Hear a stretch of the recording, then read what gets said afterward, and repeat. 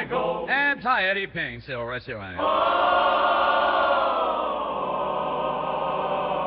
Wishes after tell, hey, pretty pings. I can't go like yellow. You know, agent your bites the whistle. Works route. Here I go, anti-Oedipus. Yes, it's some William Brixit one these days. So it's still some after. Here I go, anti-Oedipus. Oh. It functions everywhere, sometimes without stopping, sometimes discontinuously. It breathes, it heats, it eats, it shits, it fucks. One mistake ever said the it everywhere. It is machines, not at all metaphorically. Machines of machines with their couplings, their connections. An organ machine is connected with a source machine. One emits a flux, which the other cuts. The breast is a machine that produces milk, and the mouth, a machine coupled to that one. The mouth of the anorexic hesitates between an eating machine, an anal machine, a talking machine, a breathing machine, deeper machine, asthma, attack. This is why we are all tinkerers, each with their own little machines. An organ machine for an energy machine. There are always flux and cuts. Judge Schreber 5 has divine rays in his ass. Solar anus. And rest assured it works. Judge Schreber feels something, produced of something, and theorized about it. Something is being deduced effects of machines, not metaphors.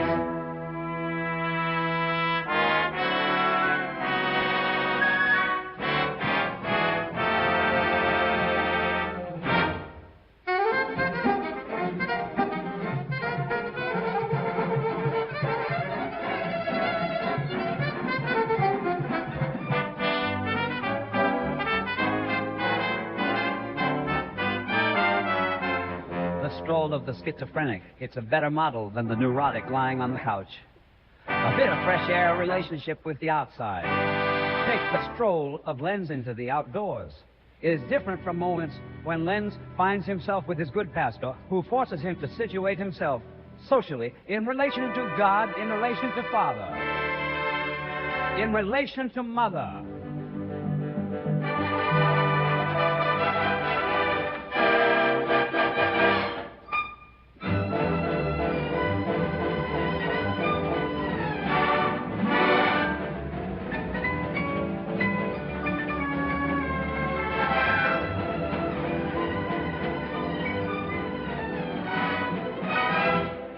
On the contrary, he is in the mountains under the snow with other gods, or without God at all, without family, without father or mother, with nature. What does my father want? Can he give me better? Impossible! Leave me alone. Everything is a machine. And three celestial machines, the stars are rainbows, alpine machines, each coupled with those of his body, noise machine. Uninterrupted, idling to mutter.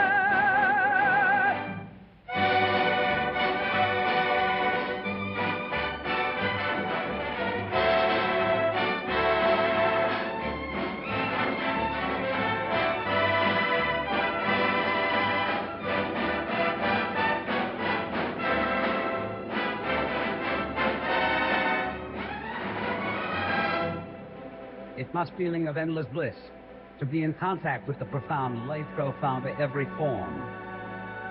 To have a soul for the rocks, metals, water, and plants, to welcome into oneself, as in a dream, every element of nature, like flowers that breathe with the waxing and waning of the moon.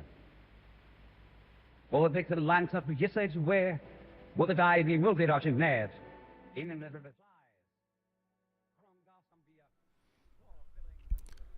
I still love it. I still think it's fucking great. Makes me smile every time I hear it. Always has, always will. What a weird morning, though. Discord's kind of funky today, so we have no one's joining us in Discord. Which is, I've started the event twice, and it cancels it immediately. Something's wrong with Discord, which makes my day much better. As always. So, I have no idea how this is going to go. And no one's joining in Discord, which is fine. I'm not sure what's going on. Super weird. Super weird. But hey, what are we going to do? Today, we are moving into the second positive task of schizoanalysis. Hey, Ben. Ben. Hey, I'm 99% sure your ping didn't work right. I'm assuming so too. I've started the event twice, and it cancels it. And my ping, I don't know how it didn't go to everyone. Yeah, but I'm almost certain nobody got pinged. Let's see if anyone got pinged here. Hello. Hello. What is this ping you speak of? Did people not get the add everyone ping? I've done twice now. No, see, look, if it Discord's doesn't, broken. if it doesn't color up the, like, see, if you go up above where it says like my pre-chat stream, see how it's in yellow? That means it was pinged to everyone. But if it doesn't do that, then it's not. But I think you're good. I mean, think it shows that it pinged everyone to me. Okay, good. That's the fun part. Okay, good. I think I see that the second one did ping everyone. So yeah, there we go. The event for Anti-Oedipus won't start, which is super fun. So Discord's fucked up. You know, what are you going to do, right? That's what happened to me too. Like in my reading yesterday. Yeah, yesterday I literally could not start it at all. It was wonderful. Great. Well, that's okay. We'll get to the reading, and people join as they do. Hopefully they start shuffling in. We are streaming on the YouTubies, as we do. JK, I'm echoing through you. But I think we can actually just sort of move somewhat over to the actual reading. And let me make sure that all functions still. Jesus. It's been a little bit. Oh, it's a little fucking weird sized. That's okay. Let's see. Why is it all fucking cut off? I don't know what's going on with any of my setup anymore, it seems. That's fine. Ends with tendency. Okay. That should be fine. Second positive test, so I need the top angled up. There we go. That should be fine, generally speaking. All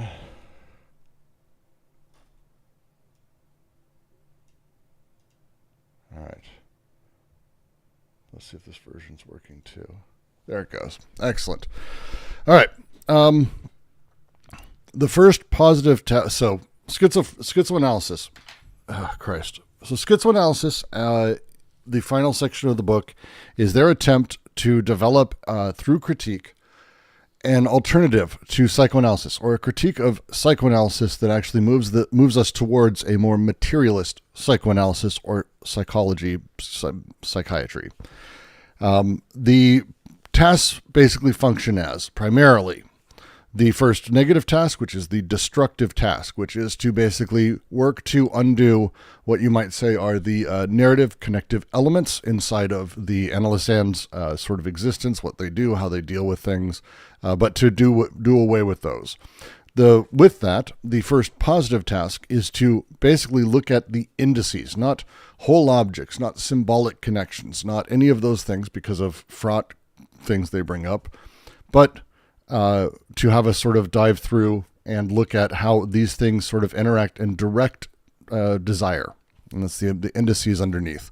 The last bit inside of it, and we can actually just scoot back a little bit. The last bit, again, as they are talking about it, is to go into the idea of primal repression itself and how repression operates inside of the psyche. In this, again, the indices are the focus, and as such, you end up with sort of repulsion or attraction or drive or things like that in various ways, and all of it is important, and all of it at every level is, and they really go through and in depth on that. We did that last week. This week, we are moving to the second positive task, which is a different beast, very much altogether. The second positive task is, again, this is a positive. By positive, they mean building, positively constructive, not destructive. Here it's You know what? I'm not even going to summarize. This is a fucking long, complicated section, and we're not going to get through more than 2 paragraphs today. So just everyone be ready. We aren't getting through more than 2 paragraphs today, no matter fucking what.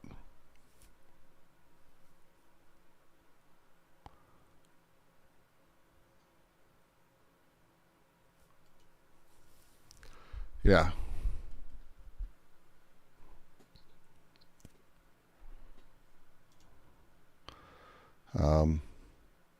Cool.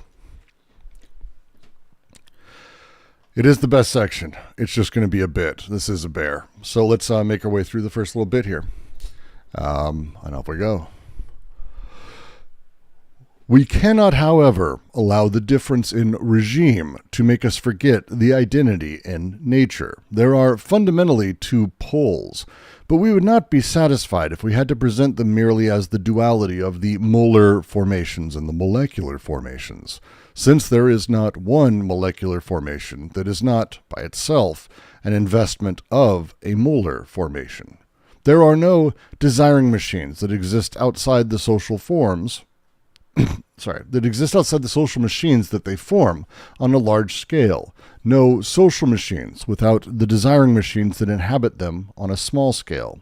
Nor is there any molecular chain that does not intercept and reproduce whole blocks of molar code or axiomatic, nor any such blocks that do not contain or seal off fragments of molecular chain. This is going to be a bitch of a paragraph, by the way. A sequence of desire is extended by a social series, or a social machine contains desiring machine parts within its workings. The desiring micromultiplicities are no less collective than the large social aggregates.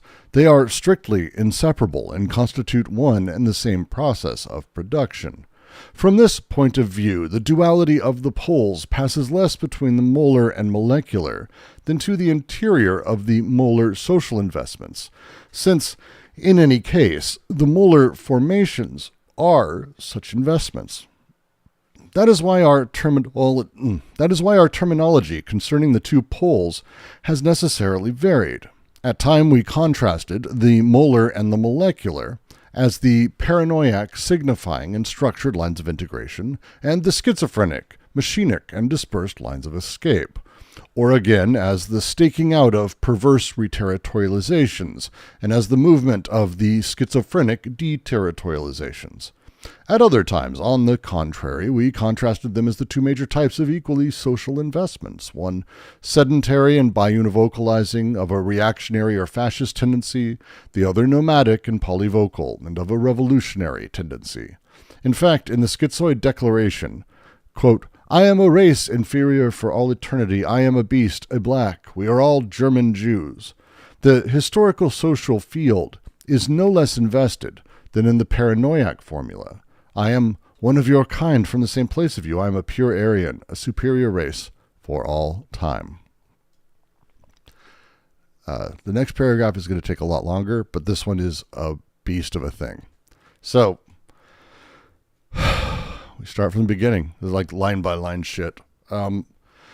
We cannot, however, allow the difference in regime to make us forget identity and nature. This comes from the previous chapter, where they talk about the relationship, the sort of inverse correlation between, as they seem the same in regime, they actually differ the most in nature, and vice versa. This thing that they're referring back to, we can't allow the difference in regime to make us forget the identity and nature. It's just one binary we can't sort of set up. The difference in regime is the distinction between basically the molecular desire that might be sort of that of what you might call the individual versus the collective social organization. This binarity of that we need to think of in terms of difference in regime. However, identity and nature insists sort of that both ultimately operate in the same productive mechanisms. They go on to say this, but they've said it sort of throughout, that this is one and the same productive process. This is not purely these are 2 sides of the same coin kind of mentality. I know I've been using that language, and they kind of have too, but they're very much pushing against this idea of thinking about it in terms of, they're 2 different things but they're part of the same process. So they're orders of magnitude within them. That's the difference in regimes is not a binary opposition, but instead two parts of very much the same process of production, the same way that if we talk about capital or a worker, these are the processes of production. Hey, look, we have a factory and a worker. These aren't really different. They're fundamentally the same in nature. They're part of the same productive process. Their difference in regime is not really the thing that sets them up. It's not really the thing that puts them in that position. It's the rhizome again. I'd be hesitant to say we're talking about rhizomatic thinking. They're really making a very particular point here. The process of desiring production is everything.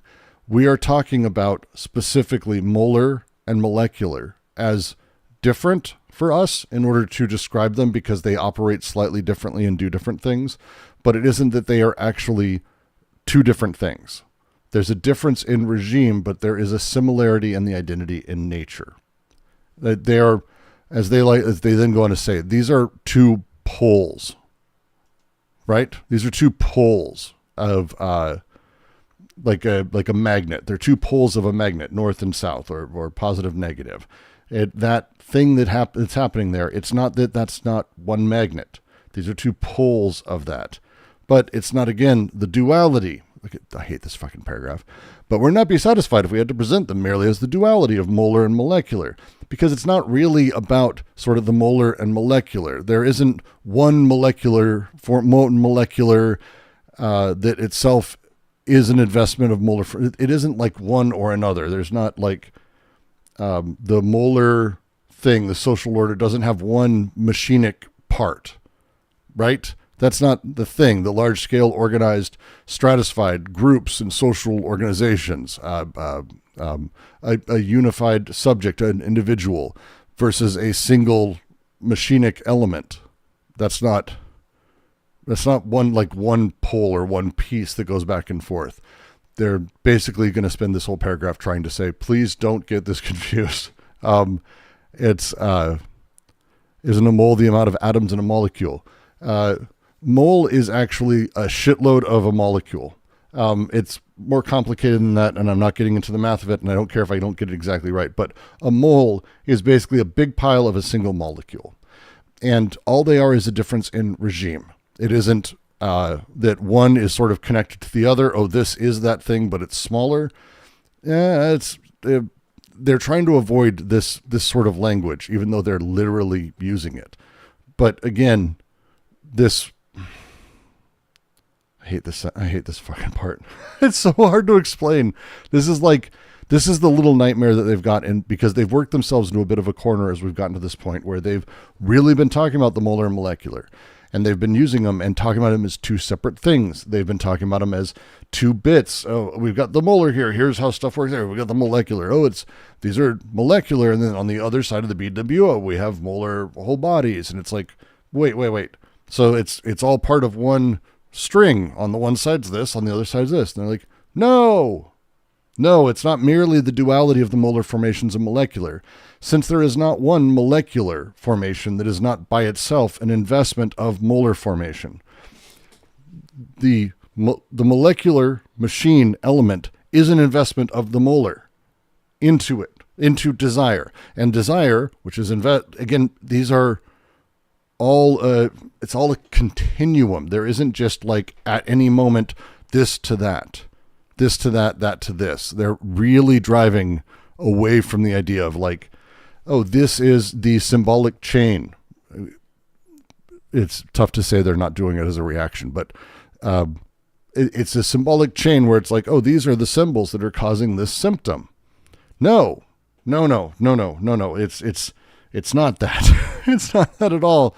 They're really trying to go beyond that because, and this is, again, the language that they're using here, there are no desiring machines that exist outside the social machines that they form on a large scale, and no social machines without desiring machines that inhabit them on a small scale.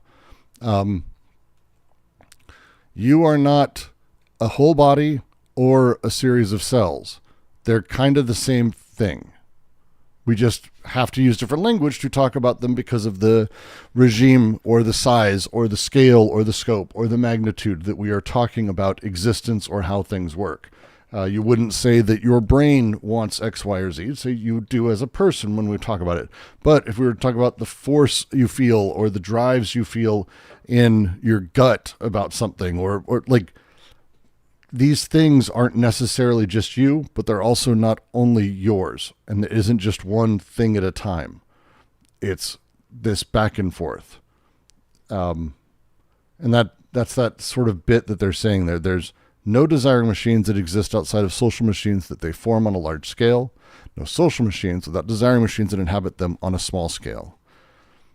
There's a reason they're driving this home. These next two paragraphs are really painful like this, because it's trying to do away with any sort of structuration that they have put in your head at this point because of how they've talked or how they've worded things or how you may take it apart. And we've seen the bad Deleuze takes, and there are a huge number of them, but we've seen them where people come away going, oh, look, it's here's my desire, and my desire is wanting a car, and that's what that desire is. And it's like, no. Oh, well, look at the large scale. We're all just a bunch of schizophrenics. No, like it. This is not what they're doing. This is not their thing. This is about them saying that the nature of society and desiring production, the social order and desire, and the regimes that we're talking about are co-implied.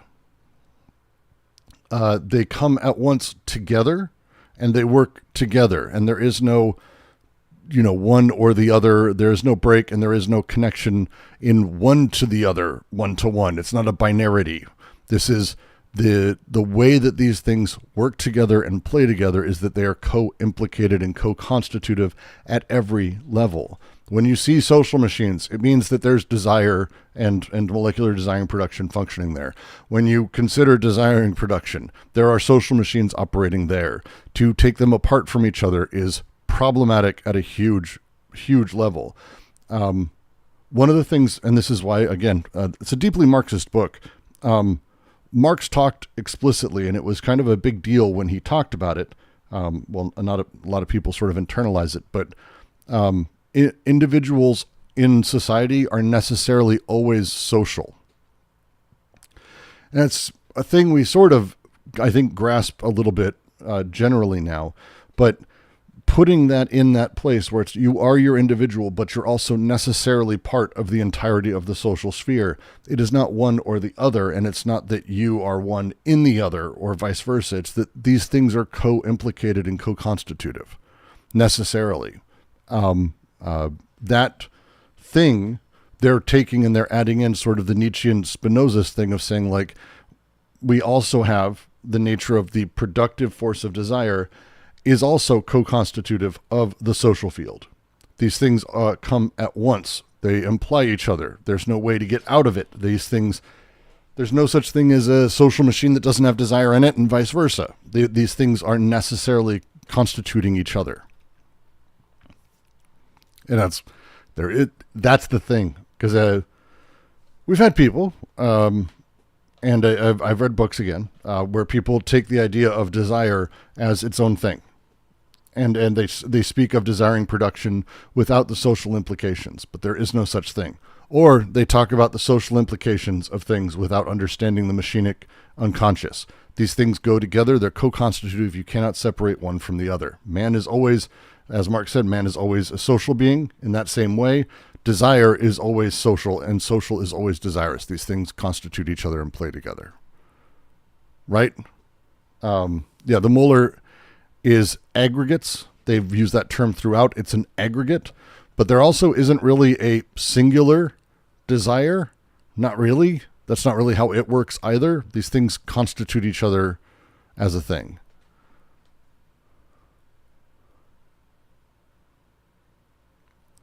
Right? I'm hoping that makes sense. I'm hoping that generally makes sense. We'll continue because we'll be making through. I'll open for questions because I know there's going to be some. I cannot wait for the next paragraph. It's over 3 pages. It'll be fun. Nor is sorry. I think we did. Where did I leave off? Where did I leave off?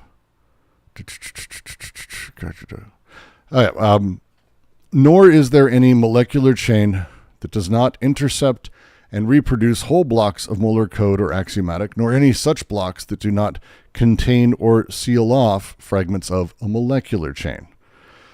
So when we're talking about social codes or the axiomatics of things, these are part of how they've talked about how the social space of capitalism and the socius of capitalism operates. They're talking about the molar code, the overcoding of the despot, or the coding in the molar code, the social codes of the primitive, for example, on one side, or axiomatic is capitalism's sort of modus operandi as a thing. When they say molecular chains, these are processes of flux and connection and disconnection that basically are always working to escape or deterritorialize the organizing systems. These are seeming like two poles that are working against each other, but they are always within each other and co-constitutive. The big deal here is that it's basically saying revolutionary micropolitics. That you've got these absolutely fragmented, schizophrenizing things always are encountering and reproducing dominant structures. And dominant structures, even if they're the hardest, brutal, shitty thing, always depend on that molecular process. These things, again, co-constitute. The nature of the most repressive state in the world necessitates the investment of desire. The investment of desire and how it works necessitates the state. These things come at once. They're always coming at once. This paragraph's hey, everything's co-constitutive. That's basically this paragraph. A sequence of desire is extended by a social series, or a social machine contains desiring machine parts in its workings. This is, again, co-implication, co-constitution. The sequence of desire, you might say, is like this, a particular libidinal investment, right? A fantasy, sunbeams out of your ass kind of stuff, that is because of that extending into like the collective elements of social relations, a sequence of desire. But at the same time, social institutions necessarily depend on and incorporate those molecular desiring machine parts in its workings, or else they can't function, because they are only they need each other. They're buddies. They go together. They're buddies. They're always next to it. They're always hanging out, and they're always doing stuff with each other. There's no separation between them. It's mushed together. They are. They're the thing. They're body horror at large. I don't know. I'm trying to figure out. Their phrasing for this is basically them screaming and saying, now we know how we've said there are these poles and these two sides of things, and this, ignore all of that. And it's like, God fucking damn it, guys. And they just say it over and over to really drive it home. And that's the thing they're doing here. Micro and macro are the same process of production. Micro and macro are the same process of production. Again, reality is produced. There is not a representational reality. All of it is produced necessarily. There is no part. This is Marxist materialist psychoanalysis right here. For Marx, when we talked about the social world or how production worked, people were having the conversation around, well, their profit doesn't necessarily have to be connected to labor. It sounds silly, but again, this is why he had to write Das Kapital. Like, we had to have books. Ricardo had to exist. These other people had to exist. But the idea of like how these things were divorced and they weren't really implicated within each other was real. That's the thing. That's the big push. But again, all of it was necessarily part of production. It's fundamentally produced. It isn't just something that sort of comes out because of God or representational or miraculous sort of things. It's actually all produced through a very particular process. But that particular form of process necessitates all the pieces. When we have a bunch of Funko Pops sitting around, they don't just show up. It feels like they just show up. But in order to have those Funko Pops, we had to dig for oil. And that seems like it's disconnected. It seems like it's not part of it, but without digging for oil, you wouldn't have Funko Pops. That's it. These things implicate each other necessarily. There is an entire form of production that we exist within that allows these things to exist, but you cannot separate them. You can't. And the same is true of everything that is social and everything that is molecular. These do not get separated. One necessarily has to be built into the other. The other has to be built by the other. And then the other also, in turn, implicates the production and kind of, again, makes the other thing happen. Funko Pops dictate that we need to drill. These things implicate each other and produce each other constantly. There is not a single linear, oh, we started that and then we ended here. It's like, no, if we didn't do that, we also wouldn't need to do this. So it's, where the fuck is this? We stop this. We don't do that. We don't do that. Stop that. We don't do that. That's the short version. So that line, then from this point of view, sorry, the phrasing and some of this really fucks with my head. From this point of view, the duality of the poles passes less between the molar and the molecular than the interior of molar social investments, since in any case, the molecular formations are such investments. So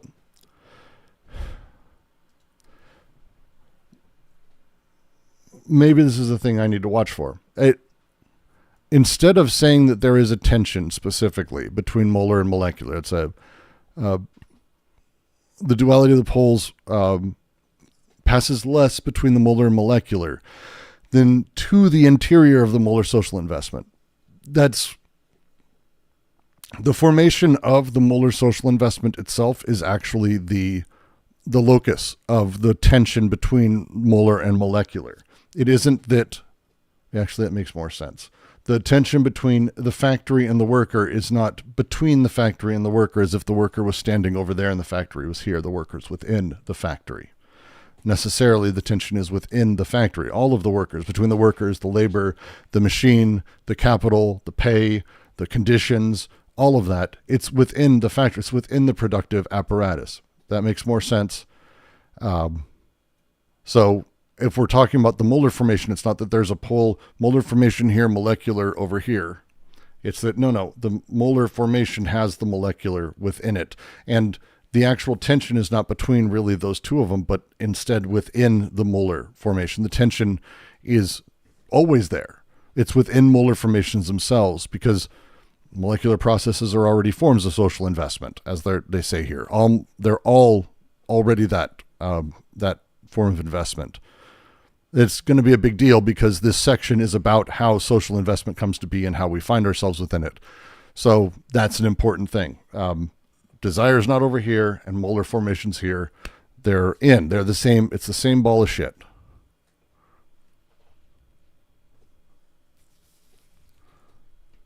Yeah. That's why our terminology by the two poles is necessarily varied. I'm sure that's one of the many reasons, guys. And then they kind of spend their time talking through the different ways that they sort of phrase it. At times, we contrasted the molar and the molecular as the paranoiac. One sec, I got a little... I've been having a bug problem. Maybe I'll let that spider live. God, I've been having... has anyone else been having a weirdly buggy year? Maybe it's just Portland. At times, we contrasted the molar and molecular as the paranoiac, signifying in structured lines of integration, and the schizophrenic, machinic, and dispersed lines of escape.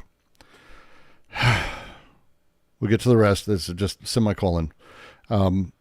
This is the sort of movement away from how they've been talking about it, sort of mentioning how they've been moving towards this clinical, political sort of terminology around this. So we have, like, as they phrase it, molar, molecular. The molar is the paranoiac. The paranoiac in psychoanalytic theory is the demand towards a single, unified, totalized interpretation of everything, incredibly rigid identity formation, certainty and predictability would be the way to sort of put it. There's a psychoanalytic play.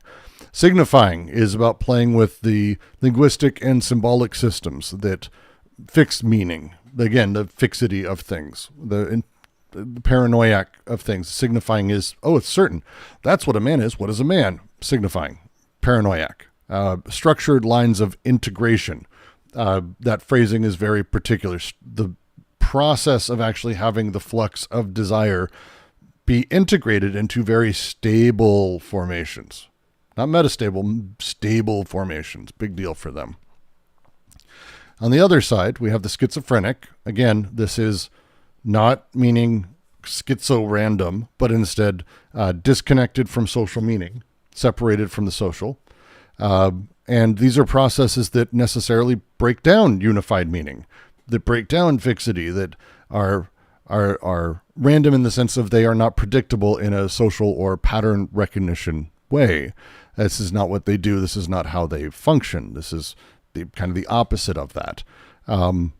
Machinic is about how it's productive connections instead of signification. And lines of escape is about the deterritorialization of this. They're saying these are the setups. But then they've also said the staking out of perverse reterritorializations and the movement of schizophrenic deterritorializations. Because again, they're talking about the two regimes in these ways.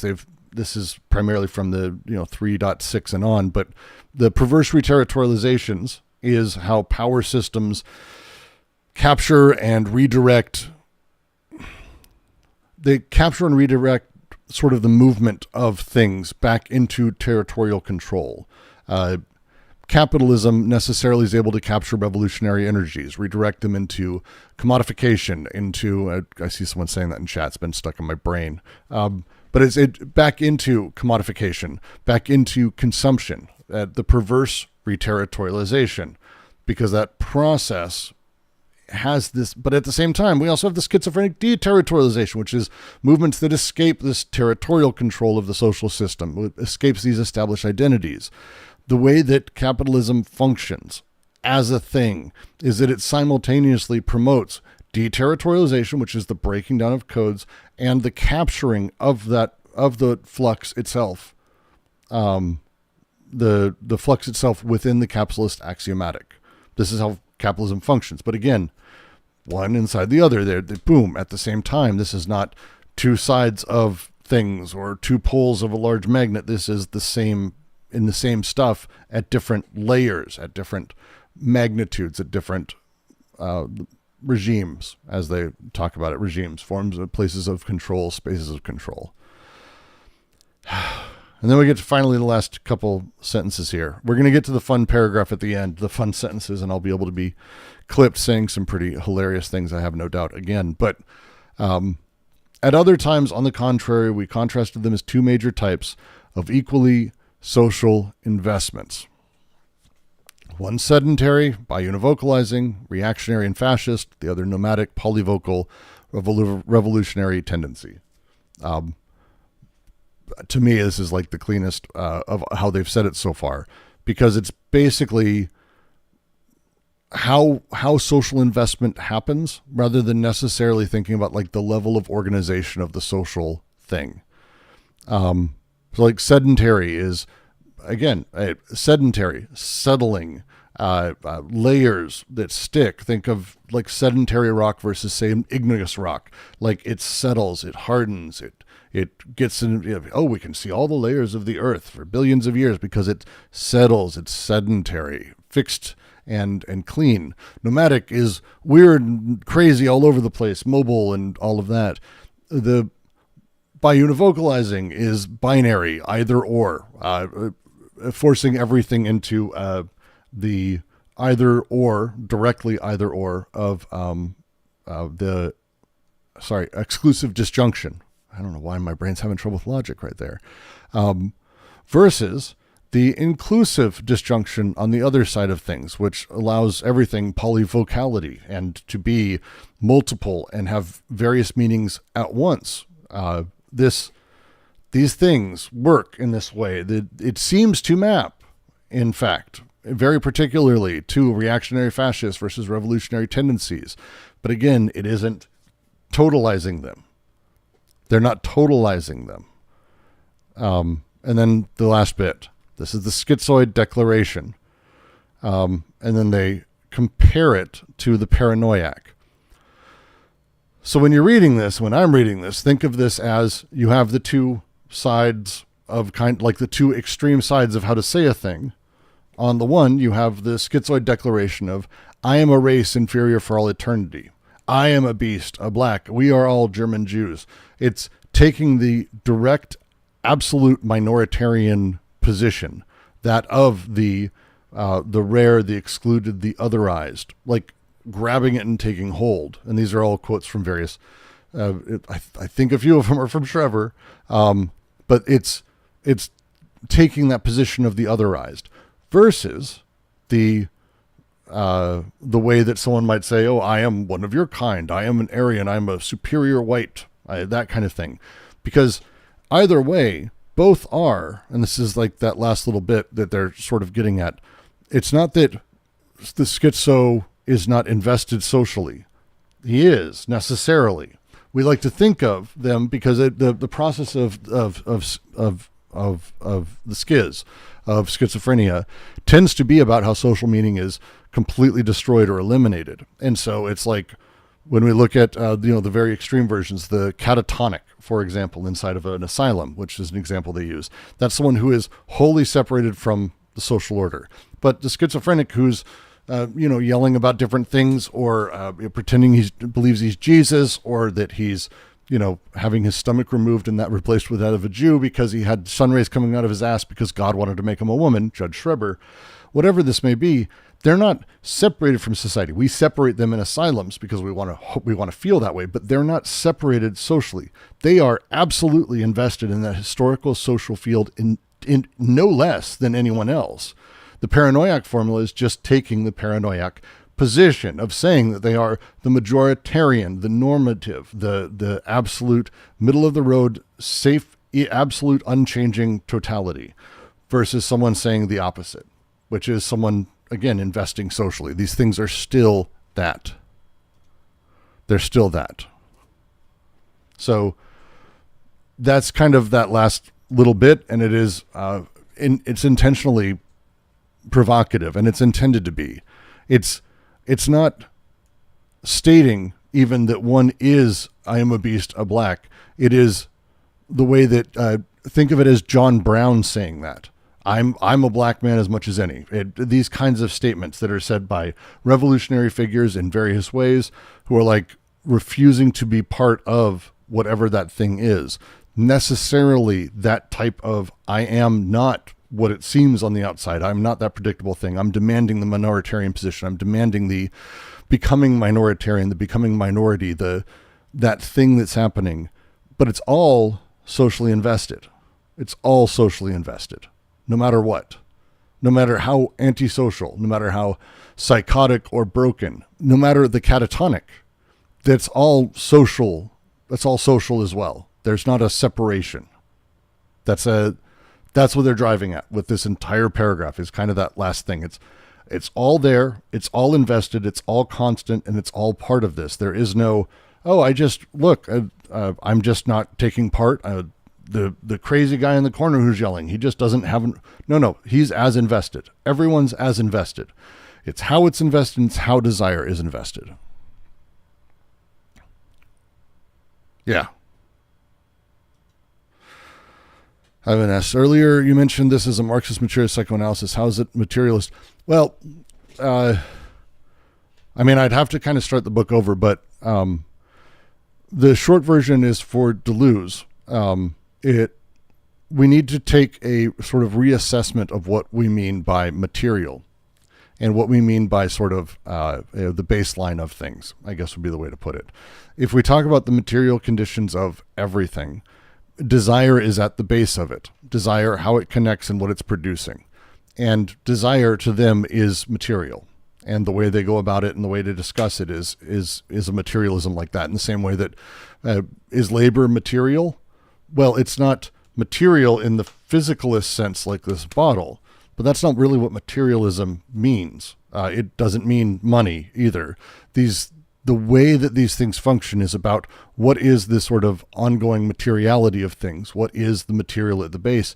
And if we're talking about desire, for example, everything is material. So when Schreber says, I have sunbeams coming out of my ass, it's in the song that I have at the beginning. It's the first paragraph of the book. The entire point that they're making is that the sunbeams for Schreber existed. And because to him they existed, he can describe how they existed, and you're hearing how they existed, how is none of that material? Somehow we've convinced ourselves that the signifying state of things, the representational state of things, the social order of things, these things are just ideas. It's idealism. It's not material. And it's like, but wait, all of it is produced by material and then it affects material in turn. And the way that it functions is through desire. And so necessarily it is about bringing desire into a proper understanding of its productive processes all the way through. Probably would be how I'd answer that.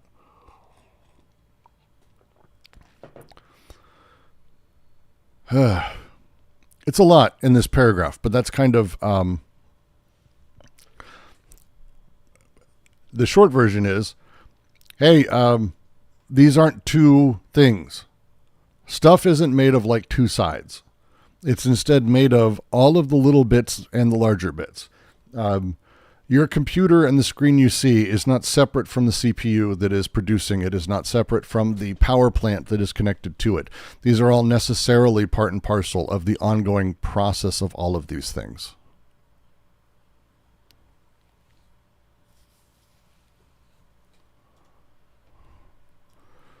Why desire and not contradictions as the engine of that?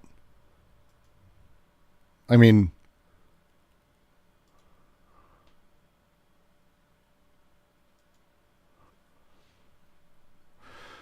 that'll be an answer for another time. We're not in that paragraph of the book. I'd be happy to answer another time. That would be like 45 minutes and you're going to have other questions and I'm actually really wanting to answer them, but it's not a simple answer. If it was, the book would be 3 pages long in a paragraph or maybe a pamphlet that they can print out. It's not really a thing. So it's tough. It is tough. Yeah, it's tough.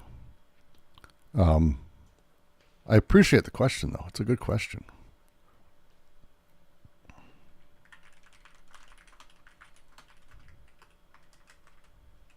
So, sorry, Ivan. If I can think of a way to answer quickly, but let me see. Let me try.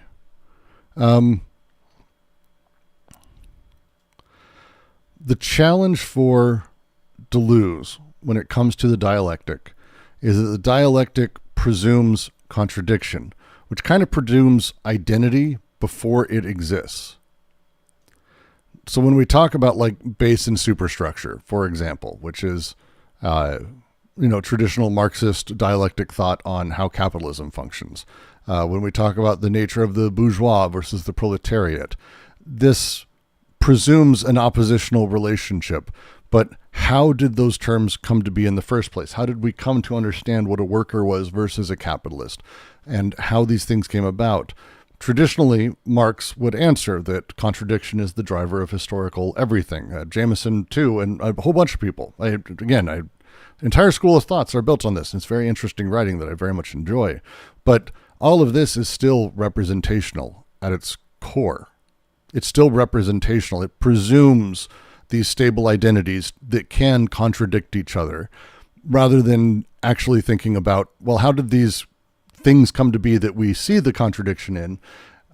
Because there's an emergent process that created those necessarily, that built the identities that we see, and the oppositions that exist between them also exist necessarily socially. So how did that come to be? Because representations don't just appear. Everything necessarily has to be produced at some level. So their answer for that is, well, desire is actually the productive thing there. And for them, it isn't, lacking or missing anything. There is no pre-thing before desire. There is that. And it is itself the activity of desire. It's a whole thing as a thing itself. And so because of that, the capacity for things to form connections, to generate arrangements that then produce in turn, can create these sort of weird non-existent relations that weren't there before. Desire is the fabric of the social field, as they say. Like, that's the thing, because it is the imminent productive force that is ultimately generating and building all of it. And so what we talk about, and we may see in this a general same play as Marx, it's based in superstructure analysis. They're really kind of wanting to avoid that for the same reason that I think a lot of people do, because the challenge of saying base versus superstructure as a thing is that they kind of go hand in hand. They're necessarily co-implicated, and they are in Marx too. Like, they're co-implicated, but if they're co-implicated, again, it presumes they've just existed. But what existed prior to that? How did these things work? It's not really for them a base superstructure relation, but instead co-present, co-constitutive, co-required social production processes. The factory that exists is both an economic machine that organizes labor power and surplus value extraction, but also it is a desiring machine in the moment as it's producing, that's organizing libidinal investments, identifications, and forms of subjectivity and subjectification within it. There's no temporality or logical priority of one or the other. These things are co-constitutive. It's basically where Deleuze, and he does this early on in DNR, but he steps away from Hegelian dialectic, because for him it's trapped in the transcendent, in the German idealism that I think has a lot of issues, and I've found that too, and moves directly to instead a pure immanence, a productive process that is necessarily emergent but co-constitutive with the political, historical, and social situations in time. So this sort of thing pushes us in a different direction than dialectics, because dialectics is about temporal mediation of pre-existing parts, while desiring production is ultimately about sort of this eternal return of the new as it happens. It's variation continuously rather than basically a linear baton death march towards a singularity. And no, emergence is not causal. So... yeah, it's a very different way of looking at shit, is the short answer. And I think I'm actually kind of happy with how I stated all that. I think that kind of works. It's a lot. And I probably could go into more, but again, that's my short answer. So, yeah. Before the next paragraph, I do want to take a moment. Is there any part of this, and that's YouTube or here in Discord, that you're having specific lines, questions, clarifications, things you're having issues that are sticking in your brain that's like, hey, I'm not sure I feel about this or how I feel about that? You feel free to let me know. I'm happy to take a moment and go back over any of it. Please take a moment, look through, read through, let me know.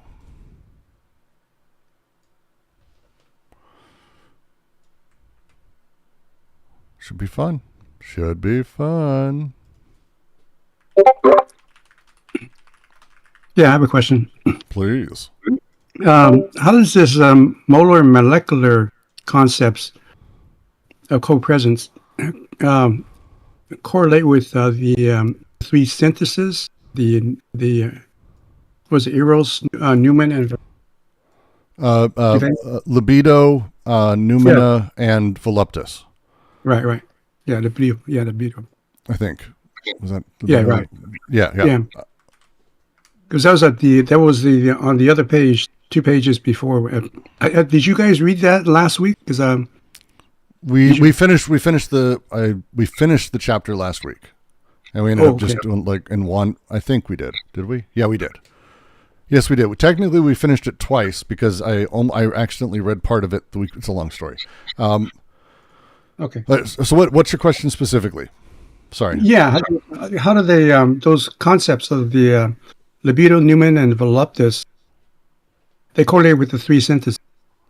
But how do these three? So the three syntheses. Yeah. The three syntheses are ever-present sort of processes that are working within molecular desiring production. As they're producing, and the molecular sort of shit is hitting each other, stuff happens, first, second, third, all that. But as these things happen, and as there's recordings, and as time is passing, because again, you have to remember there's a huge temporality in all of desiring production. It's not just desiring production, here it happens, and then over there. It's like, no, it's in time, these things happen the same way that you might say, like, if you have a single cell of algae that ends up in a pond, and it will find a way to multiply and grow, but it doesn't do it like, oh, there's the moment when it became a lot. It's like, no, it's photosynthesis is hitting, the cells inside of it allow it to reproduce, and these things, and here's the interactions at all these levels, and it's all of this stuff is sort of happening, and it's constantly becoming produced. And as it happens, you have first, again, the libidinal, which is the connective and co-connective sort of desiring production that produces desire itself. And then the energy of inscription, which is the noumena, followed by voluptus, which is the miraculating, which, again, it's think of it as desire layering on itself, because that miraculous subject or that miraculous social thing, this is... the three syntheses have both regimes within it, basically, I think would be the way I phrase that. It's through all of them that it functions. There's not three syntheses and then over here also we have the molar. It's the molar, and the social is produced by and then also co-implicative. Just like they talk about it, you have the connective syntheses up front. And they go through this mostly in chapter 2, because chapter 2 is where they talk about the paralogisms, which is, you might say, how the social field falls back on or takes on or I don't want to say corrupts. It's the wrong term because that has a negative connotation to it I'm trying to avoid. But it's not wildly far off. So that first step is it's at the very, very molecular, the partial objects of things. But there's a lot of that sort of connecting. And then at some point, the disconnection happens, and the either or, exclusive or inclusive disjunction is laid out, and that recording is made of that sort of sensation. And then those things happen en masse. And then of that, a strange subject, the miraculating thing, the voluptus energy, becomes the seeming miracle. Somehow there's this representation of a subject or a thing or stuff happening. Like these, both layers are within that, is my understanding of it, I think I would phrase.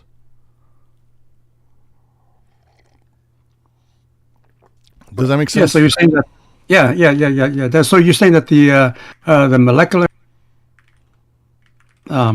the three syntheses at certain points in those three steps. Yes. I mean, everything's in those three steps. They're very clear about that, right? And again, these things operate and work, I don't want to say at both levels, because again, that puts them in two separate, and we literally just read a huge paragraph about how that's not how to do that. But that would be kind of how I'd almost phrase it, that like desiring machines imminently produce the real. And the real is, I'm looking at a TV screen, I'm looking around, like, but that process, it's through the three syntheses. That's the thing. It's the setup. The connective syntheses is basically this connection. It's because again, it's the set of the paralogisms where we start talking about, on its own, the proper use, the and, everything's connecting, the connective syntheses. Then the disjunctive, which is either or both, the inclusive disjunction, which affirms difference itself, is how they phrase it. And then the conjunctive, which is the nomadic subjects that are constantly becoming other rather than fixed identities. That's like on its own.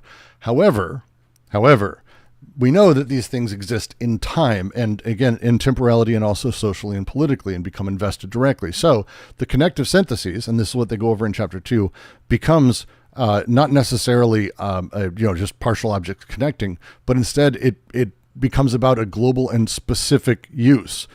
Connections become subordinated to pre-given goals and structures that are invested in. The disjunctive synthesis becomes restrictive and exclusive, either or, as the basis of this becomes the thing, right? The rigid boundaries. That literally is what they're doing here when they say, I am beast, I am black. The schizoid is the all-inclusive because I'm not saying I have black skin. That's like the paranoid version of it. When I'm saying I am beast, I am black, I am a German Jew. I am an illegal immigrant. I'm not saying, oh, yeah, Brooks, actually, I don't have a green card and I'm not born a citizen. It's like, no, I'm saying I am that because I'm both. It's an inclusive. But I can also say, no, I am an American citizen and I am someone who deserves more rights than other people. Yes, how are you doing? That thing I'm playing in is, again, the paralogistic or syllogistic version of the disjunctive syntheses, followed by the conjunctive and the nomadic subject, which is kind of the transformation, the ever becoming, the continuous return of the vicious circle via Nietzsche, or the segregative biunivocal version of it, which is a fixed unified subject. Oh, yes, no. Brooks is who I truly am. This is who I truly am. So these things and how they operate become co-constitutive of each other and get fucked up in all of these different ways. And again, as they're saying, this is not that one is necessarily doing the other or anything. These things can get fucked up into each other. We're about to read and a lot of what I'm saying, I'm just taking kind of from the next paragraph, but we have like the two directions of subordination. It isn't just that the molar crushes molecular or molecular crushes molar. It's kind of both. If you have the molecular subordinated to the molar, right, then the syntheses operate in their illegitimate use when they're subordinated to the molar, when representation controls how production happens at a desiring level, right? You get desire immediately investing and organized into hierarchical structures. Disjunctions immediately become exclusive. Conjunctions are about fixed identities. But if you submit molar subordinated to the molecular, which is kind of the push of the book, then suddenly you have a different play. Molar structures become sort of constantly deterritorialized and fucked with by free, open connections, by inclusive disjunctions and becoming processes. This is about these two sides, always co-constitutive, but which are you sort of enabling to be the one in power, control, subordinated to the other is sort of the phrasing that they're using as they go. So as you make your way through, all of this is absolutely implicating and co-constitutive of both the molar and molecular, and the three syntheses are involved in both.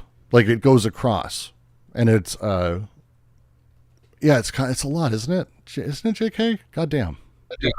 So would you say that these co-presence of the molar and molecular originate in the Earth socius and the desiring production? So what do you mean by originate? Right, because in his graph of the history of these concepts that he's talking about, there's an original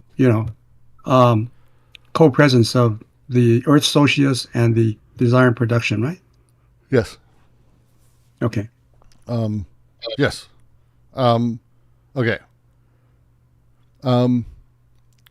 I don't know if I'd say originates. I think when they're doing that play and we're going through sort of the universal history of desire, that is chapter 3, what they're doing is helping us sort of make our way through to see that, let's say that there's the first person. Let's just go back. I mean, it's fantasy time. Let's do it. There's the first person is born because of stuff, and he has no parents and there's no social position. Desiring production operates as it does. The first connection happens and it goes, but he exists in a world necessarily, and his material conditions around him are co-constitutive of desiring production. His desiring machines are not just his desiring machines. It's not really how it works. The infant born interacts with its world, and let's say it survives, but it interacts with the world around it. Cold or hot is going to change how it reacts to things. Light or dark, violent or not. These things are going to change how it reacts. And as it does, it's actually building and constitutive of the molar subjectivity that's being produced by all of these processes at once that involve the world, not just like inside of my body. The closest I think like scientifically we come to, and I don't want to get into epigenetics and all of that, but if you get a chance to read Susan Oyama's Ontogeny of Information, she goes into sort of how the nature-nurture debate as a thing is problematic because it's not, they're not separate. By separating them, we fuck ourselves. And that we need to kind of do away with these categories. These two guys are basically making the same play, and they're saying, hey, when we talk about the social world and our needs there versus our personal needs, stop saying they're separate. Stop playing in that way. Stop thinking of it in the sense of I have one and then also it makes the other. They come at once. Necessarily they come at once. But they are co-constitutive, which means that as one is played with, and that's the universal history they go through, as these things are co-constitutive, how they work together can change. And when we have our tribal prehistorical societies, that situation for desire functions very specifically. It's actually, desire is almost consumed immediately. There's no larger grand sort of social story or narrative. In fact, they go to great lengths to make sure that you don't do things that are bad. And also they go to great lengths to make sure that, because offspring and making more people is super important. It's central to, like, literal human production is central to human production in those tribes. Like reproduction is central to production. You need more people, make more people. These things then fall back on the terror of the world, the lack of ability to deal with it, whatever it may be. These things then deal with desire in particular ways. The theater of cruelty is an example. Bataille goes over it, but they go over it in here, where it's scarification and horrifying, ritual rites of female circumcision or bees on the hands or scarification, branding, all kinds of crazy shit that they do in order to make sure you remember to feel the pain and that other people see the pain. So that way they can sort of make sure desire is in those grooves and doing what the social space needs in those spaces. But those aren't determinant. That's just because of how the social production of those times operates. And as we move into the despotic, it reveals more about how desire operates. And capitalism takes it another step where it also reveals even more. It's actually because of capitalism we're able to understand that the body without organs functions in a particular way and even exists. There's no need for a BWO on a meaningful level in before capitalism. But it doesn't mean it didn't exist. It just means that there was no position for it or revealing way, that it just wasn't sort of co-constitutive with everything else. So here we are within capital, and we're able to go, oh, here's all these pieces. We can start to understand desire and functions this way. And again, the whole book is this critique, but it's not looking back and going, oh, so here's how desire got malformed. It's like, no, here's how all of these things come together in these social productions to create a space in which the co-constitutive side of representation and desire put representation primary. The same way I would say that we've spent a few thousand years of agriculture to produce the most unhealthy snacks in the entire world. It doesn't mean that unhealthy snacks aren't part of the agricultural system. They are, but it's the social production of the space and how these things came together that put us in a place where we have these very unhealthy snacks. I have dill pickle party chips fucking next to me. That's why this comes to mind. But it's the nature of these things. This is food. It's food. It's unhealthy. It's not necessarily good for me, but how do I want it? Well, it's because of these things co-constituting. It's not that this Lay's chips are not food, or that they're outside of nature, or that I'm outside of nature, or that any of these things have. They're all co-constitutive and necessarily sort of impinge on each other during their processes that then creates other parts and extra things. If that makes sense. Sorry. That was a bit long. Sorry, JK. Yeah, that was great. Thanks.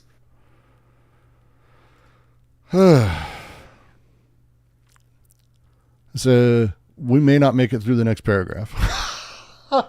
We're going to do the next paragraph. Dill pickle chips are fucking delicious. Ketchup chips are the best. And Canadians don't understand how lucky they have it. They get all dressed and they get ketchup chips. We don't have them here in the States. We got them over the winter. It was wonderful. I really like ketchup chips. Why? Well, because of any like one thing. It's my body doesn't go, yes, ketchup chips, but it's kind of like a combination of flavor profiles, nostalgia, images, how I was raised, how I used food as maybe a stress mechanic, but also not. Like all of these things filter in, and they put the position where I do these things. I can also not do them. Like there's a lot of things with that. Not necessarily a choice in that way, but like these things are, again, socially determined, socially created. Representation right now crushes desire, but desire's always functioning within it anyway. So you can't really get away with it.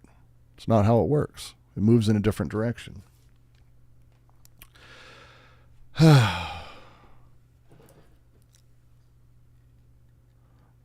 Estelle says, it allows us to move beyond subjectivism, where everything can only be interpreted by the individual.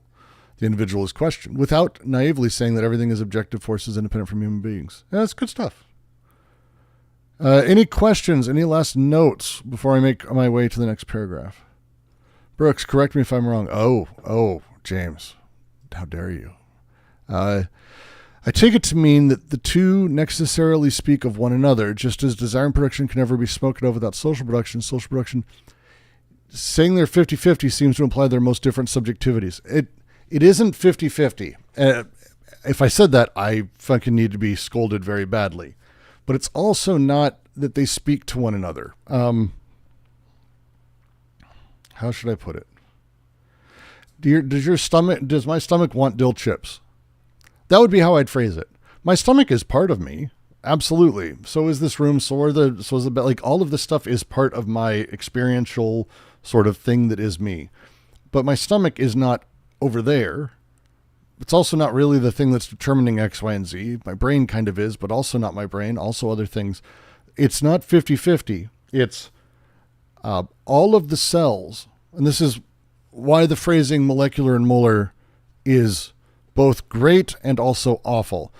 The thing to consider it is that when they say molecular, if I say, just literally take it as it is, I have a mole of carbon. I don't. I have a mole of Arizona iced tea molecules. I have a mole of Arizona iced tea. It's really good. I like Arnold Palmer's. I have a mole. And then if I go, see a molecule, are they different things? Am I pointing at, am I pointing at something different? I'm pointing at a specificity within my Arizona iced tea, but a mole is just a bunch of it, and the molecule is one of them. They're not two things. They're not 50-50. All of the molecules and how they interact, make the mole, but the mole as a whole necessitates and falls back on and deals with how the molecular deal with each other and other things, that they're part and parcel of the same thing. It's not that the material base is primary. There is no primary. These things are co-constitutive. That's kind of the point. That they're co-constitutive. The material base is all of it. It's a question of, again, how we consider it or how we let it go. For them, they want us to, as we understand sort of the materialist process they're talking about, understand that representation is something that is built off of and is very much something produced through the process of desire and production. Not that desire and production is determined by the symbolic directly. They're co-constitutive, but not determined. The ability for us to switch them, and that's what this paragraph's about, or this chapter. So stick around, Ivan, we'll get there. That switch is what they're trying to make. It's a lot. It is a lot, and it's going to get, this paragraph is a lot. This paragraph's so fucking much. Again, it's this, almost three. It's going to go over the course of all next page and then part of the page after. So it's a marathon paragraph, and there's like 4 of these. It's like 4 more of these. Very much.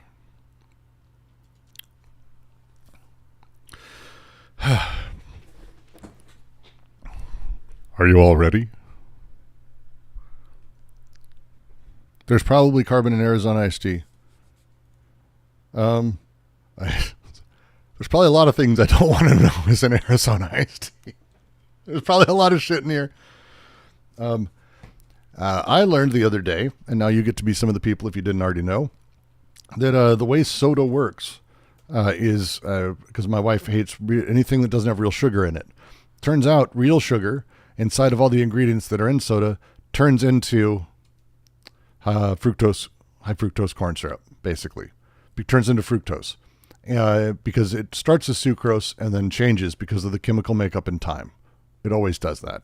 So buying sugar soda, real sugar soda, doesn't change anything because it all turns into the same shit. Fascinating, isn't it? Chemistry. And it's not that they're different sodas. They're basically the same soda, but representationally, which do you want to allow? What do you want? Like, this is their question, is how do we want to let one thing control the other and set it up? This is the Nietzschean question.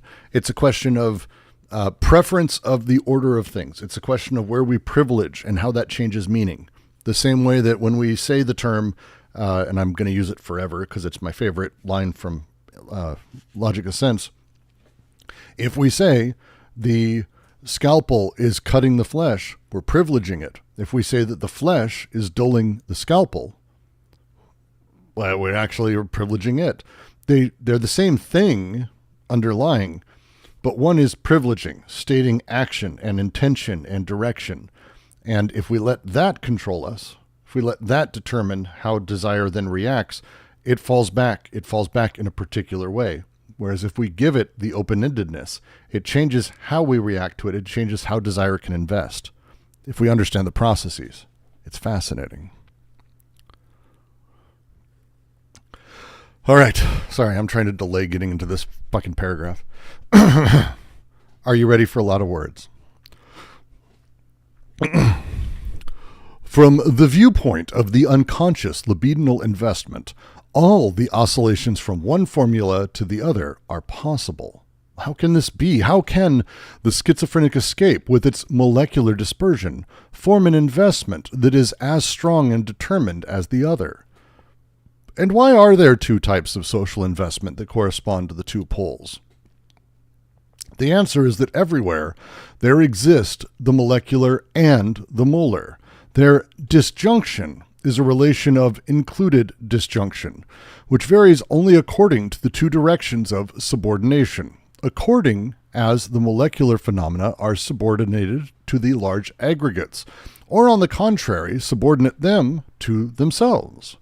At one of the poles, the large aggregates, the large forms of gregariousness, do not prevent the flight that carries them along, and they oppose to it the paranoiac investment only as an escape in advance of the escape. But at the other pole, the schizophrenic escape itself does not merely consist in withdrawing from the social in living on the fringe. It causes the social to take flight through the multiplicity of holes that eat away at it and penetrate it, always coupled directly to it, everywhere setting the molecular charges that will explode what must explode, make fall what must fall, make escape what must escape, at each point ensuring the conversion of schizophrenia as a process into an effectively revolutionary force. For what is the schizo, if not, first of all, the one who can no longer bear all that, money, the stock market, death forces? Nijinsky says, values, morals, homelands, religions, and private certitudes? There's a whole world of difference between the schizo and the revolutionary, the difference between the one who escapes and the one who knows how to make what he is escaping escape, collapsing a filthy drainage pipe, causing a deluge to break loose, liberating a flux, resecting a schiz. The schizo is not revolutionary, but the schizophrenic process, in terms of which the schizo is merely the interruption or the continuation in the void, is the potential for revolution. To those who say that escaping is not courageous, we answer, what is not escape and social investment at the same time? The choice is between one of two poles, the paranoiac counter-escape that motivates all the conformist, reactionary, and fascizing investments, and the schizophrenic escape, convertible into a revolutionary investment. Maurice Blanchot speaks admirably of this revolutionary escape, this fall that must be thought and carried out as the most positive of events. Quote, "What is this escape? The word is poorly chosen to please. Courage consists, however, in agreeing to flee rather than live tranquilly and hypocritically in false refuges.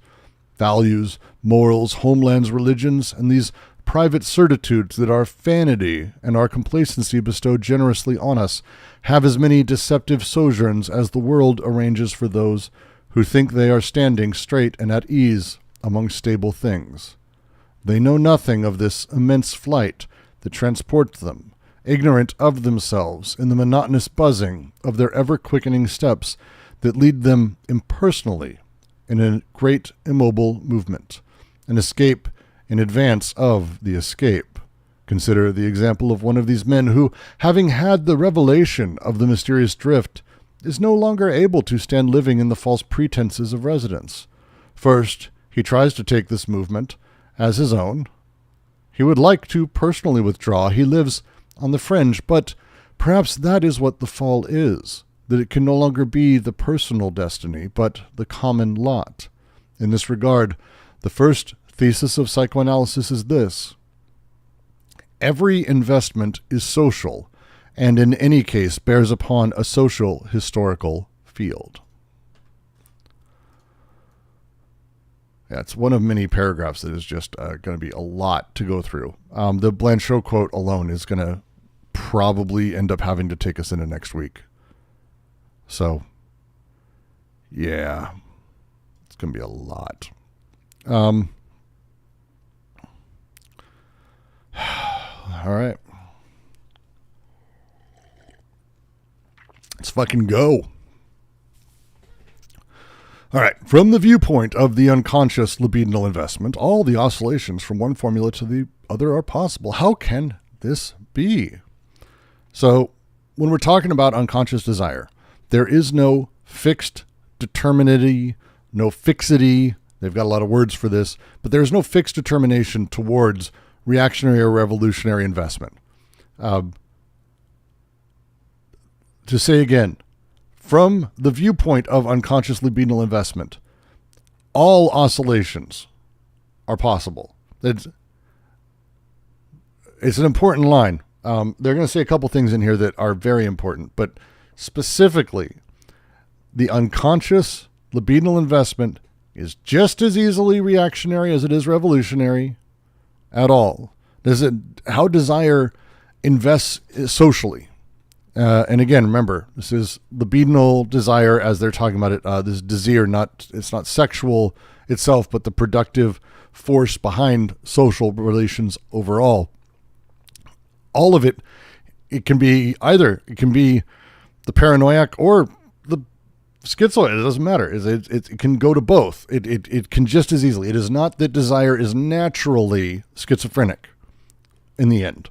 The schiz, the process of it that's revealed, it is. But it can just as easily end up invested in anything. Desire, to say another way, desire is not like naturally looking for the weirdest shit. That's not how it works. That's not how it works. It's not how it works. It is indeterminate. The indeterminacy is the point, because it cannot have a goal or political direction. It does not have a goal or political direction. That's another person calling me gay Sam Hyde. I'm okay with that. My wife may have an issue with it, but, I'll take it. Go for it, Marcellus. How are we doing, Brooks? Yeah.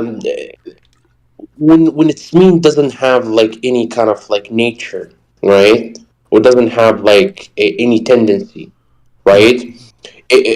What we mean is that it's carried with it the territorialization and deterritorialization, right? And this libidinal investment is reactionary or at the same time revolutionary, or both. It's neither. It's neither. How I read it is that it's neither.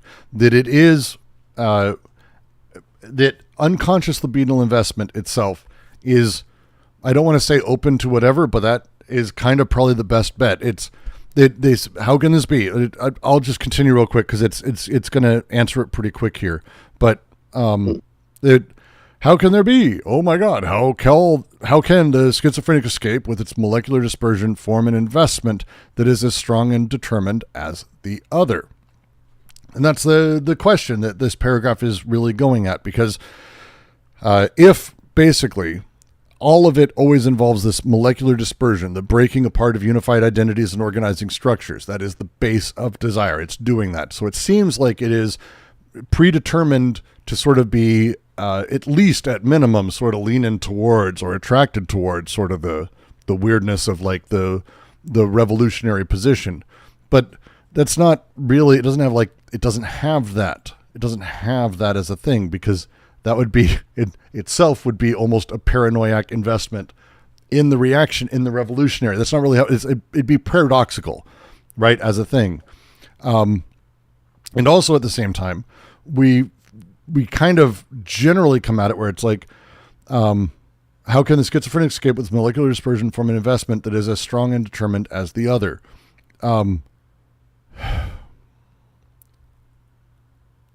How can this strong and determined investment be comparable to paranoiac in unified identity and hierarchical order? It seems paradoxical. We tend to think that like the strength of a thing requires organization and unity. The schizophrenic escape, though, is as strong and determined as the other. Because this is also going the other way. It's not just that it's determined to invest in the reactionary.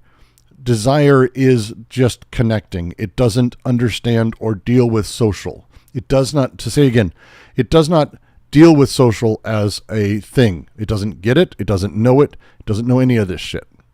It is, someone says paradise is earth. It is Adam and Eve pre-Apple. It is like beyond good and evil. It is not a thing. This is not how it works. It is undetermined.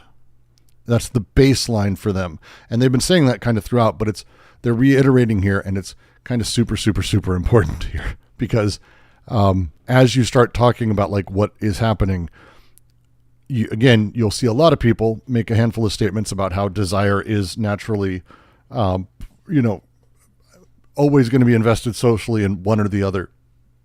No, it's not. Why?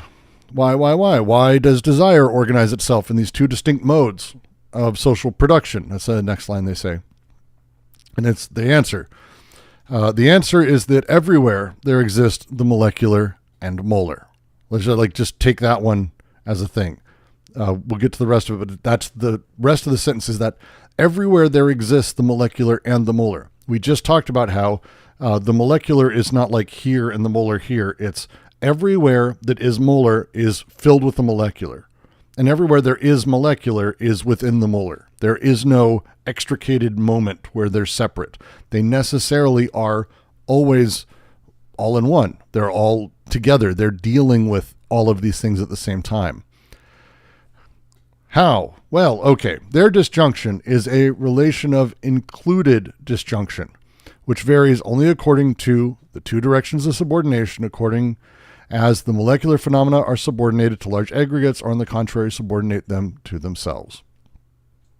The included disjunction is kind of the big deal here.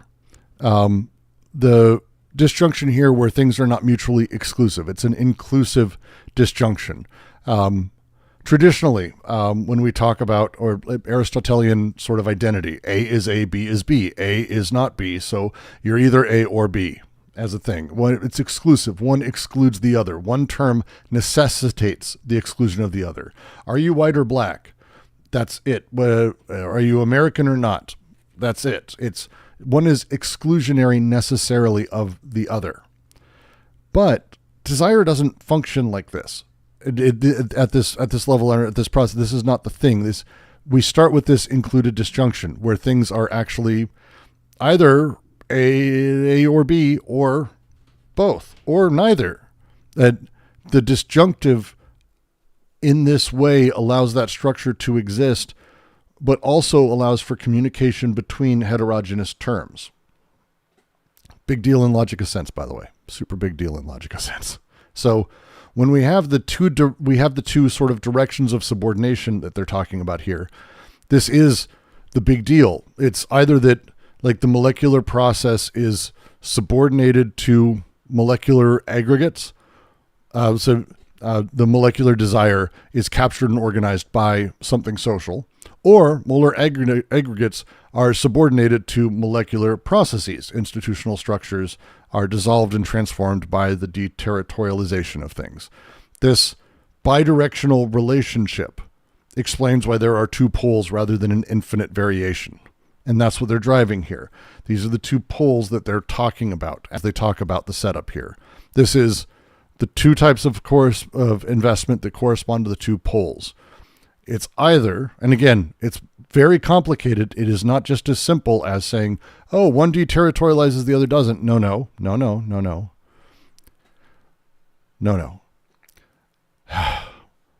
Which varies according to the two directions of subordination. According as the molecular phenomena are subordinated to large aggregates, or on the contrary, subordinate them to themselves.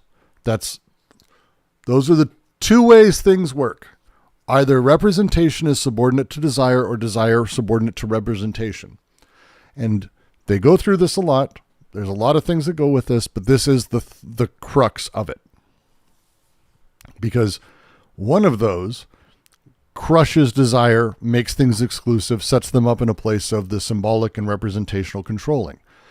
It's not like it's a different life to shift the other one. It's just, again, like I said with the example, it's just changing the way we deal with these things. It doesn't change everything, but it changes everything because it shifts the two directions of subordination the other way. And this pole is the deal. It's representation crushing desire or desire crushing representation. These are the setups. At one of the poles, the large aggregates, the large forms of gregariousness, do not prevent the flight that carries them along, and they oppose it. They pose to it the paranoiac investment only as an escape in advance of the escape.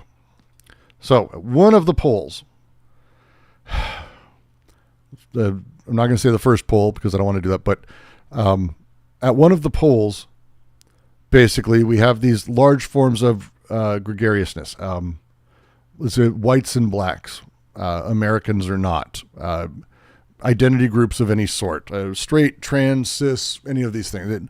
Large forms of gregariousness. Think of it, they've statistical aggregates. They talk about the laws of large numbers. They're phrasing it in the sense of, at large, we see these things. And of course we do. And like things exist. People exist in various ways. The way that people, you can talk about race like a liberal where you say, I don't see color. Or you talk about race like a conservative where you say, I definitely see color. Or you can kind of take the third path where you go, well, look, I see color, but it's unimportant. And it's important to know only that here are the social and political implications of how different races handle in society. We should fix it. A couple different ways. One is a lens of criticism and critique. Another is putting yourself in a place of blindness. Another is putting yourself in a place. These are different ways of looking at it, but they all change how you handled it and the meaning, the way sense is made of the situation. Those large aggregates, those the large forms of gregariousness that they're saying, this is them. And even the racist dumb shit is carried along by flight. The flight's still there. They don't prevent flight that carries them along. They're still there. It's still there. It's threatening stability of them constantly, but it's there. The paranoiac investment is an attempt to hold off, forestall the flight, right, as a thing. That's their goal. That's the way the paranoiac functions, is stability through forestalling this sort of escape. That's the escape in advance of the escape, fleeing from the anxiety of becoming and change by establishing fixed identity. That's one of the poles. This is, again, one side. Other side, they say, but the other pole, the schizophrenic escape, itself does not merely consist in withdrawing from the social, living on the fringe. That's not the thing. That's not it's go be schizo, go be homeless. No, fuck off. It causes the social to take flight through the multiplicity of holes that eat away at it and penetrate it, always coupled to it, everywhere setting the molecular charges that will explode what must explode, what make fall what must fall, make escape what must escape, at each point ensuring the conversion of schizophrenia as a process into an effectively revolutionary force. Someone said, bring in political. Here, this is it. This is the statement of the book. This is the fucking statement of the book. These last little bits, these are the things. Schizophrenic escape, which is what they're talking about here, is not becoming a marginalized nothing on society that's not involved with it, but instead active engagement that causes the social space itself to take flight, to make escape what must escape. The way that Hold on, 1 second. Wait. Can you, just a little bit, you said makes the social space itself taking escape. Zoom in that, please. I think this part is very interesting. Okay. Just a few sentences. You don't have to give a whole paragraph. No. I'm trying to be really specific because we're in the trouble is I'm in the middle of explaining it, so I don't want to say something that like heads us off wrong. No need to derail the whole paragraph, but I think this part is actually important because they didn't expand this part enough. I mean, so they do. It's not super like outright spoken as it is in this last chapter. It's again, I'm with you on that, but it is kind of throughout it because they use this phrase. They talk about the holes that eat away and penetrate it, right? That's the social. The holes that eat away and penetrate it. There are, in the social fabric, holes. And the schizo process or the schizophrenic escape is not about, oh, I went through that hole, I'm safe, I'm outside of social, bye-bye. That's not it. But instead it's about, like, I don't know how, we're moths eating those holes bigger, helping make escape what must escape, changing and transforming the very nature of the social itself. That's what that means. It doesn't mean like leaving and escaping society, but instead making society and the representational or the social aspects themselves deterritorialize and shift into new things. It's basically forcing change at a social level by understanding the forces and playing with them at a desire-based level or schizophrenic level. That's how I read it, at least. It's not about going full-on fucking nuts on a social institution directly. It's not about burning down ICE. That doesn't do anything. You go burn down ICE or you burn a bunch of cars. That's not going to do anything. But, and again, I'm not knocking the protesters. The challenge that happens is by actually showing that people are standing against it, by going against these things, you're not necessarily like taking it down by like opposing ICE. What you're doing is you are creating other ways for people to communicate and consider the situation and new ways for people to think about it. And so when the president is sending in Marines and the fucking National Guard and all these military people to crush people because he's scared that they're going to hurt ICE, what he doesn't realize is by doing it, he's actually feeding into the revolutionary capacity that it is playing into this. And so that thing is a molecular change. Now it's happening it seems large in this example, but it's constant. It's always happening. There's even stuff, and I mean this when I say this, and it's going to be, even Trump does shit that is like in this space. It sounds weird, but even he does shit like this when he says things like, I don't know. Again, he's a psychotic, but just the upending and fucking with the entirety of stuff, the way people talk about things or how people consider it, all of this stuff is playing in that direction. Now, in the end goal, are they paranoiac? Sure. However, but the whole point is that there isn't really just like one group or the other. It's that here is the kind of things that happen, and we do molecular change, which is helping the social escape what must escape, at each point ensuring the conversion of schizophrenia as a process into an effectively revolutionary force socially. That's what they're driving at when they talk about this. So there's lots of these processes happening. Facebook deterritorialized and did some of this shit. but it's not just one force.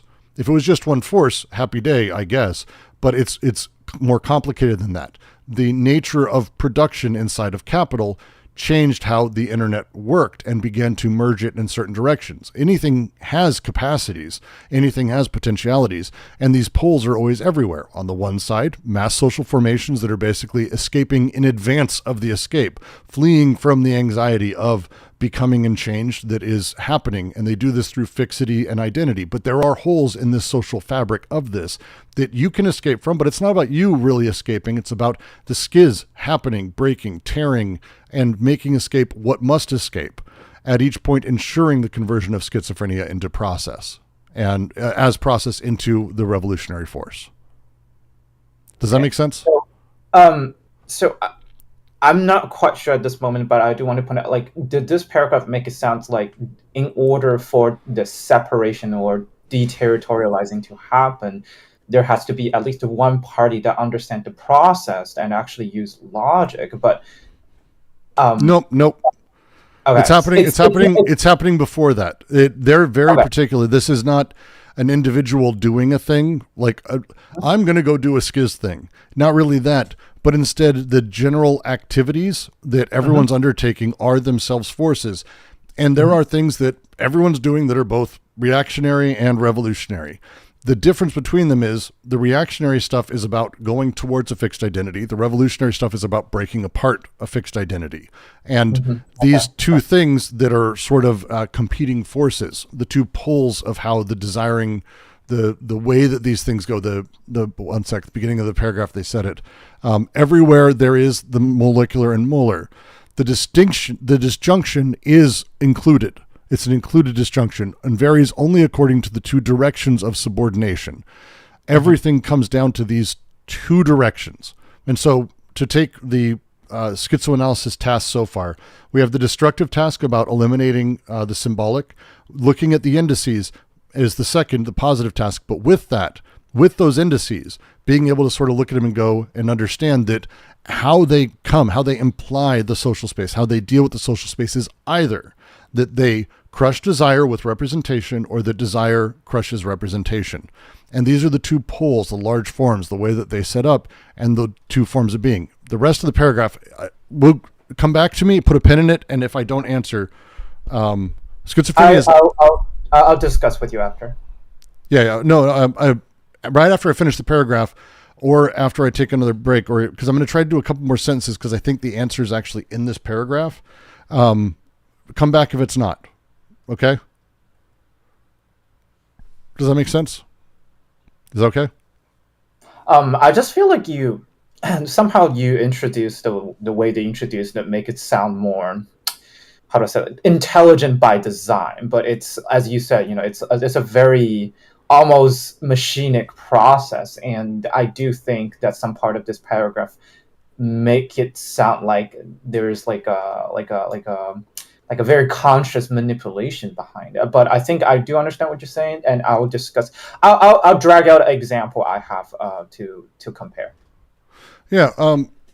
So it up front, the thing that they say at the very beginning is that desire itself and the process, the schiz, can go revolutionary or reactionary. It doesn't really have a conscious process itself, but as it's going through the process, as this disjunction is happening, as these things exist, the relation between things, how things sort of exist and how they sort of play together. And this is, logic of sense is kind of super important to this, and I'm going to try my best not to go back to it too much, but that the way that heterogeneous things are found to come together, an A and a B, two series of things, we can find resonances between them, or we can slice them apart and separate them. If we slice them apart, we're saying you're either one or the other.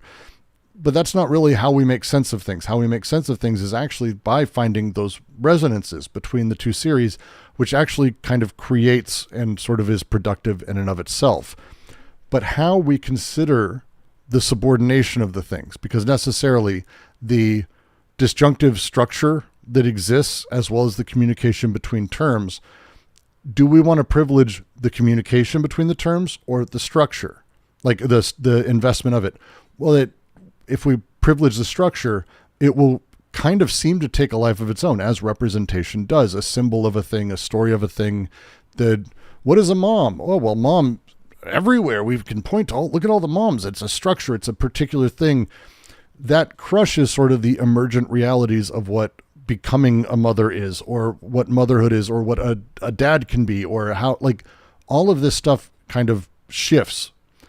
If we go the other direction and we allow things to be more emergent, and then the representational is in service of that, it shifts how we deal with reality at a basic level. And this shift of these two, this oscillation, and then when they say oscillation, they mean like not, oh, I'm going to do one, then the other. Like, they mean it like in the sense of like hertz, like many times a second in many different ways. We're constantly doing this. And that thing that we're doing is the allowing the line of escape, or even including it, or hardening the meta, you might say, hardening the structure. Klosowski talks about this in The Vicious Circle, and I'm really like how Klosowski goes into this. This is actually pretty much what The Vicious Circle is about. But for Klosowski, how Klosowski reads Nietzsche's Vicious Circle is that we have an oscillation between the experience and the model of the experience. Now, the model of things that we're bouncing back and forth from is we add to it. Like, think of it as like a Christmas tree. We can add to it, but we look at it and then we go back to experience.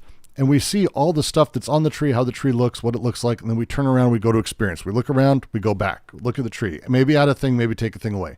This bouncing back and forth between an emergent experience that is just happening and the idea of how things are supposed to be, this back and forth happens.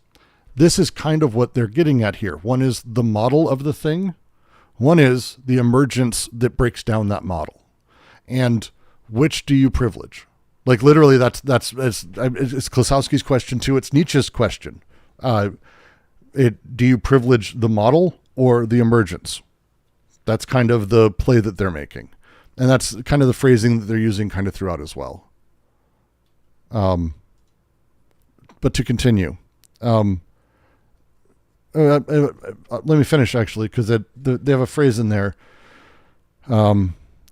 It always coupled directly to it everywhere, setting the molecular charges explode. Again, they're talking about it. Molecular charges, the forces setting things in place. They're using things that sound very conscious and driven and particular, as if the desire is doing a thing or that I'm aware of it. But they're more saying that this is actually just very much the process of these things. That as much as desire can invest socially in hardening ideas, at the same time, it's happily breaking them, at the same time, setting charges and fucking around. It doesn't care. It doesn't care about the social field. That means it doesn't care if it is investing or it's not investing. It's destroying everything, or it doesn't give a fuck. Desire has no fucking clue. It doesn't give a shit. It is small scale, small scale interventions that ultimately trigger systemic transformations. This is Guattari's micropolitics. Ultimately, this is Guattari's micropolitics. And so when we talk about the distinguishing that they're doing, schizophrenia as a process into an effectively revolutionary force, again, they're not talking about the pathology of schizophrenia. I know the phrasing in this book is problematic. But they're like saying that it's the schizophrenic process, the nature of deterritorialization as it's happening. And this is the thing that's happening. They say, for what is the schizo, if not first of all, one who can no longer bear all that? Money, stock market, death forces. Nijinsky said values, morals, homeland, religions, private certitudes. When Nijinsky broke down everything, it was about the rejection of the symbolic order. It isn't really, for Nijinsky, it wasn't like a personal crisis, which is how a lot of people saw it, but actually a refusal of all the social coordinates that reality had produced itself, like as a thing. Death forces as a thing is death drive. The refusal of all of these things from the social space. Money, stock market, death forces, blah, blah, blah. These are coordinates of the social order. This is how we find ourselves in the social space. This is how we write ourselves in it. Schizophrenics, the schizo can no longer bear. And it's not, again, they're not judging that. They're not saying that that's good or anything, but it's a breakdown affectively of investment. That's what they're talking about here. And that's the thing, that the schizo, first of all, one who can no longer bear all that. Again, the process is what they're getting at. The people who have breakdown and they later in their lives, they become institutionalized. They can't handle it. They snap. Nietzsche even apparently did this, apocryphally or not. But that moment where just they can't take a part in it anymore. This is the process they're talking about. But they say there is a whole world of difference. There's a whole world of difference. Let me just make sure I say that loudly. There is a whole world of difference between the schizo and the revolutionary. Ready? Did you hear that? Okay, good. The difference between the one who escapes and the one who knows how to make what he is escaping escape. Collapsing a filthy drain pipe, causing a deluge to break loose, liberating a flux, resecting a schiz. Individual flight versus collective transformation. The schizo escapes the social order. Sure. Not sure that's a good thing. Like, yeah, sure, maybe their desire is less repressed. I would maybe disagree with that at a big level. The revolutionary, though, knows how to make what he is escaping, the social system, itself escape. The revolutionary works to transform individual flight into collective lines of flight that open new possibilities for others and for social organization itself to shift and escape. They really play into the water imagery and the pipes and electricity and all this, that collapsing a filthy drainage pipes would block it up. Or the opposite, destroying a dam and causing a deluge, liberating. Actually, I think in the original French, this one is cruelle. This one is liberating the flow. Draws on the hydraulic imagery that they've been playing with the whole time. If we go back, it's a particular reference, I believe. Wittfogel, who wrote Despotism, Oriental Despotism, his entire book, and it's wonderful, highly recommend it, goes into the nature of how the first state existed because of water. Literally, that's what the entire book's about. And so when we're talking about the management of water is the management of people, and you have the first state emerge, you then have the despot become a thing, and then you have all of these challenges like collapsing a filthy pipe, causing a deluge. These are breaks in force the material conditions of the world to change around it necessarily. Revolutionary action is strategic interventions in the way society finds itself operating, and it releases blocked elements or it creates blocked elements and captures energy. Like it does these things. The setup that they're talking about is particular. It's particular. Adam Lewis, yes, but not by desire machines, but by capital flow. Capital is actually a flux. It's a translation thing. There's a whole rant I have about it. They're not talking about capital here. They are not talking about capital here. They are talking about something else. They're talking about the forces of the social order, but not capital. Capital's a flux. I know. It's a fun one. Trust me. It's a fun one. The whole thing. When you implied the analogy of the drainage and these kind of things, like, should we find we know that like this kind of the difference between the revolutionary and the schizo is that he's kind of like the difference is kind of like both of them escape the social investment, right, and flight. But and you made the analogy, right? Well, one sec. I'm not sure I would say that the revolutionary avoids social investment. I think that's actually quite what they're talking about, that the schizophrenic or the schizo as an entity or as a person, they avoid the social investment, but they do so by avoiding social investment. You can't like go, I'm sort of invested, like you're social or you're not. And one of the challenges with the schizo is that they break away from that. They can't handle money. They don't want to be coordinated that way. They don't think of values, morals, homelands, religions, private certitudes, or they shuffle them too much. They don't care about any of that sort of connectively. But the revolutionary is part and parcel of the social fabric, and actually is, as they go, and again, they're talking about the revolutionary as a person, not as a micrology, but as an individual, a revolutionary as a person.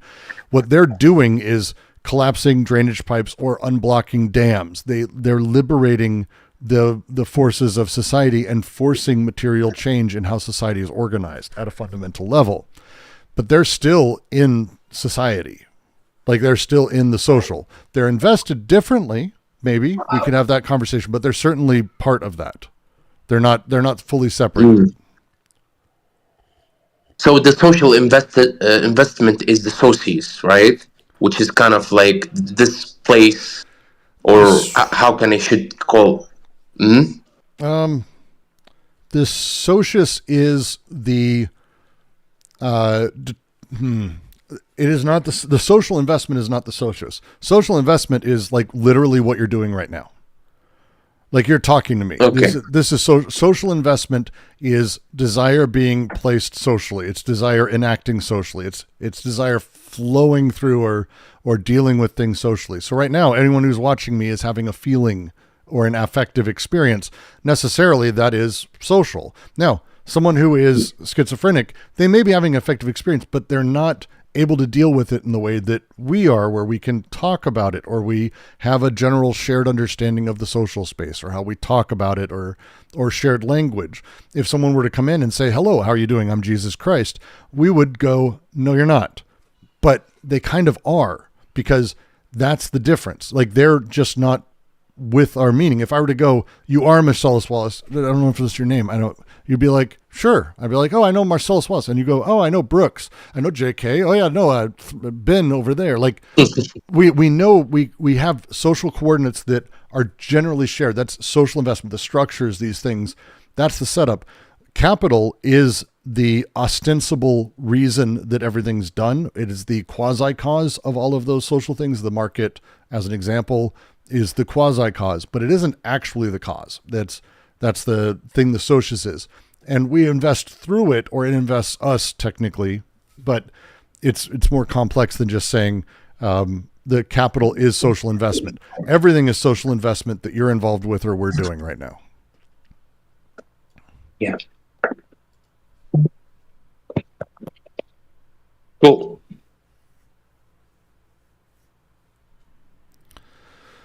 Cool. And that's the next bit. The schizo is not revolutionary, but the schizophrenic process, in terms of which the schizo is merely the interruption or the continuation in the void, is the potential for revolution. Again, driving away the idea that it's about an individual being schizo, but instead that it's a process within more or less a collective phenomena, right? The clinical schizo is the interruption. A person is just an interruption. It's the process itself is just this interruption. It's a breakdown or continuous pure flight without productive connection. Revolutionary potential, though, is the ability to be affecting things socially and changing it. If you drop out of society and don't do anything and move to you're not going to change anything. Short version. You're not going to change anything. But it doesn't matter if you recede to a mountaintop or a padded room at Bellevue. That a schizophrenic that's broken, that is separated from social, they're not changing anything. But people who demand change, people who within the social space create those holes or fuck with those holes or create secondary bits or interactions. This is forming that. This is building that. And again, it's a collective thing. They said that to those who say that escaping is not courageous, we answer, what is not escape and a social investment at the same time? I really like this line, and I'm trying to figure out if I can say it better than they did. It'd just be longer, because this is a line of almost poetry. Social investment necessarily involves escape from previous configurations. What is not escape and social investment at the same time? It's awkwardly put, but it's like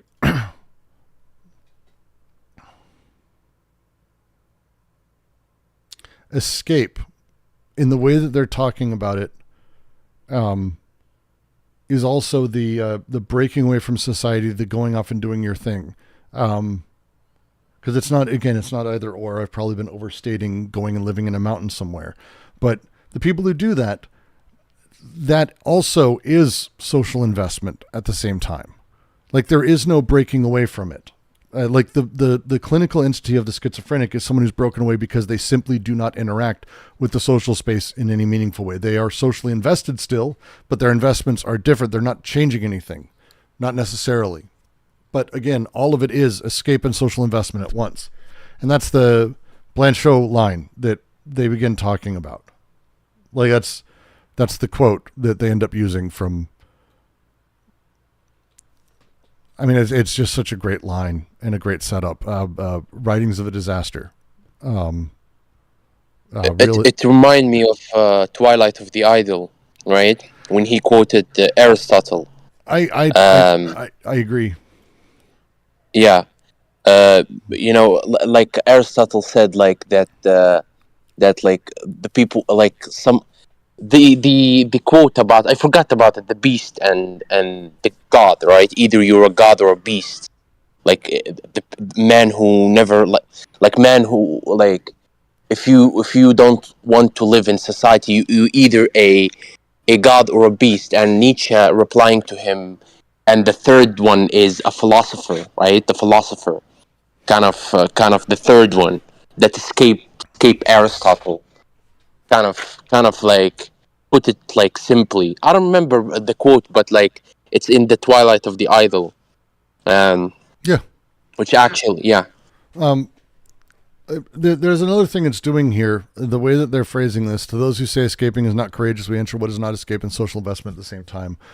This is, they're responding specifically to people who are like, basically, you're not doing enough, you're not part of the movement, you're not part of that. And it's like, either way, or you're too into the movement, you're not even involved anymore, you're so doing your own thing. It's like, the fuck are you talking about? Like, that's not the conversation to have, is basically what they're saying. What is not escape and social investment at the same time? The choice is between one of two poles: the paranoiac counter-escape that motivates conformist reactionary fascising investments, and the schizophrenic escape, convertible into revolutionary investment. That's the choice between two poles. That's the thing, the paranoiac strategy, where we escape from anxiety of social transformation and how everything, oh no, gender is a thing, and the world is so terrifying. We do this by making everything, pardon me, rigid and identity-based and hierarchy-based. Idpol is in here, by the way. And this is like why reactionary politics is often a really intense investment and mobilization, rather than simple like conservatism of no, I don't like that at all. But it's like actually like a real response. It's a counter escape. It's working against that. It's escaping from escaping. That's how they phrase it. A lot of Islamophobics, right? They kind of, saying to Muslim people, like even outsiders from the United States, that aren't you Muslim? Aren't you want to hate like gay people and trans people, right? Like aren't you with us, right? Even though they are hating Muslims also. So you confronted with the choice like that, like you understand what I mean, Brooks, right? Yes. Like they say, aren't you Muslim, right?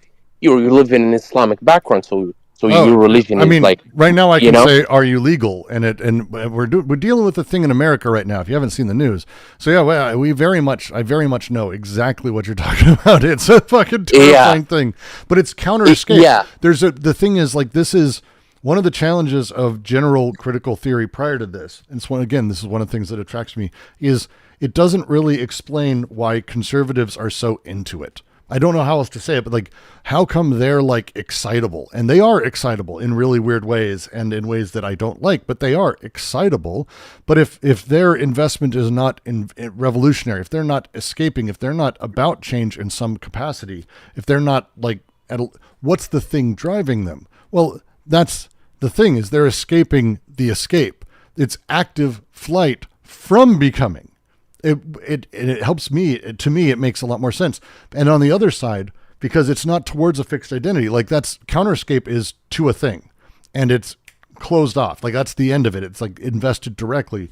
But the other half of the sentence is that the schizophrenic escape convertible into revolutionary investment. Oh, wait. That isn't directed and done.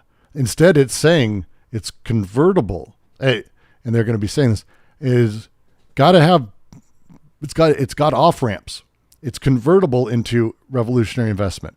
Well, wait, it's got to be used somewhere, but it also requires contingent sort of specificity. This is one of the reasons that you find there are a huge amount of conservative revolutions. Oranges is like my favorite example of this. And I'm going to generally just say it. I get it wrong every time, and then someone makes me read the Wikipedia, and then someone else yells at me that the Wikipedia is wrong. But the short version is that a dude came along and was like, hey, we're going to do voting. Let's get rid of the aristocracy. And they're like, yay. And then they did that, and they're like, actually, we want the aristocracy. So they hung him and killed him. And they had like a revolution against revolutions, which is fucking weird. And China's done this. Same thing. There is a revolution against revolution. There is...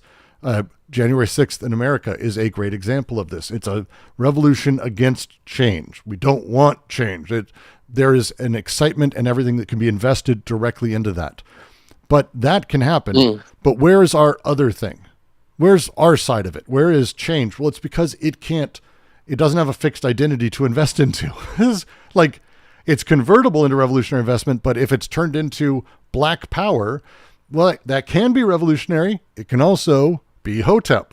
So like this shift is not as simple, and the energy and forces and everything aren't as simple as just saying, oh, it's revolutionary energy. It's like, yeah, but everything's escaping. But what are they escaping? Because there's change is happening. Like that's the underlying this, and this again, Klosowski, change is happening. You're not getting away from change. Like there's no, Donald Trump had a photo taken of him at UFC last night wearing the belt, and you can see his fucking catheter in his fucking pants. It's like the most embarrassing shit that's ever existed.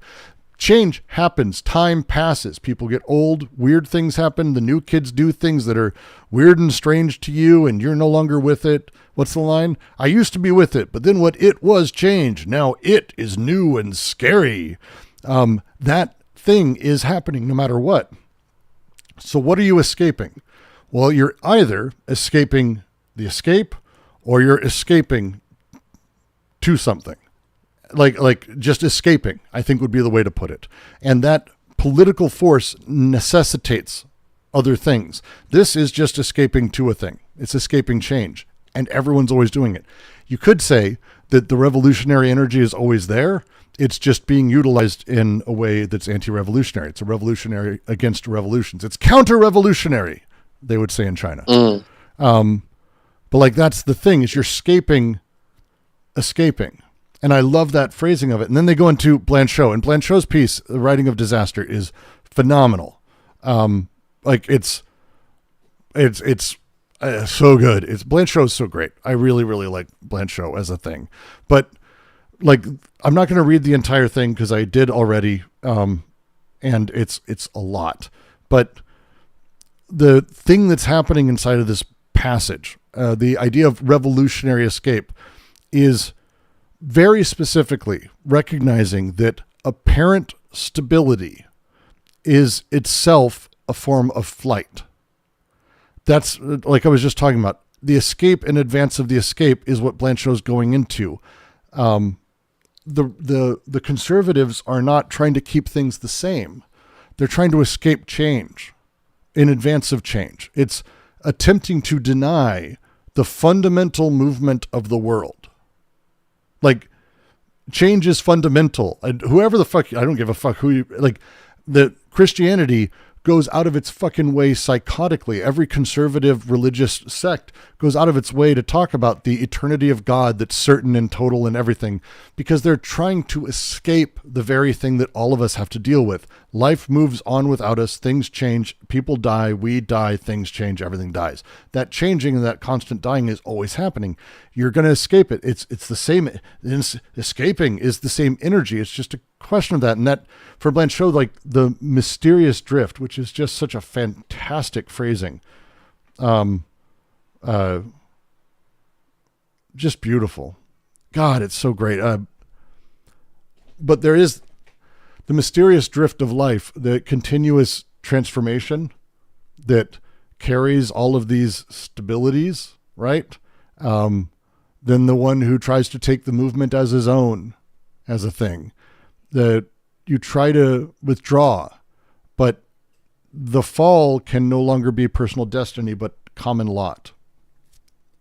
That's perhaps that is what the fall is, that it can no longer be personal destiny, but common lot.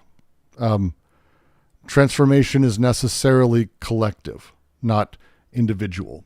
You want to change. Anyone here ever been addicted to drugs, drinking, anything like that? Had someone in your family do it? We have this, this is going to be my example, because I find this eminently true of everything. If you want someone to change and nothing around them changes, they won't change. That's it. That's the end of the situation. You need to understand that for change, fundamentally, structures need to shift. Alcoholics, drug addicts, narconon families, all of you, if you've ever been through this, you know absolutely what I'm talking about. If you keep doing the same things and you keep the structure and relationships the same as they were, you'll be around it. Smoking counts. I smoked for 30 years. It was one of the hardest things I've ever quit in my life. And I've never done needle drugs or anything, but other stuff is supposed to be more addictive. It's not. Smoking was a nightmare. But I found myself, if I do the same behaviors, walking outside, going to the same places, eating at the same places, going to the same bars, the drive and the consistency is there. The world you're in and the structure of what you're in has to change for you to be able to change. And that's the thing. He lives on the fringe. Perhaps that is what the fall is, that it can no longer be a personal destiny, but the common lot. Transformation has to be collective, necessarily. It isn't on the individual. To claim it on the individual is the traditional psychoanalytic take that they're super fucking against. Super fucking against. Estelle actually bring up the good point. Can you addicted to doing nothing? Like, is that possible by this paragraph? I mean, the answer would be yes, but it's a question of what you mean. Because there's no such thing as doing nothing technically by how they talk about it. But being lazy and being a do nothing, yes. I'm putting it in quotes because it's there. You're still existing. Desire doesn't stop. You don't stop. Things don't stop. But the consistency, again, it's the model or emergence. The model or emergence. The model is very easy for people. The emergence is scary. So, yes, very much. It's just I just want to be specific that like doing nothing because I know what you mean. I think. I'm just saying, like, do you think there is a model of the whatever generation of society that describe a typical do nothing or nothing doer look like? For example, like the Gooner Bros or all of that. Sure. The hippies, they do nothing but they do a specific kind of nothing. I wonder whether that's what you meant here. Yes. Well, okay. Let's take the last line because I think the last line is the end. In this regard, the first thesis of schizoanalysis is every investment is social and in any case bears upon a social historical field. And again, Social investment is not me investing socially. Brooks is doing this, but instead how desire machines interact and what the forces are pushing towards. It's always social.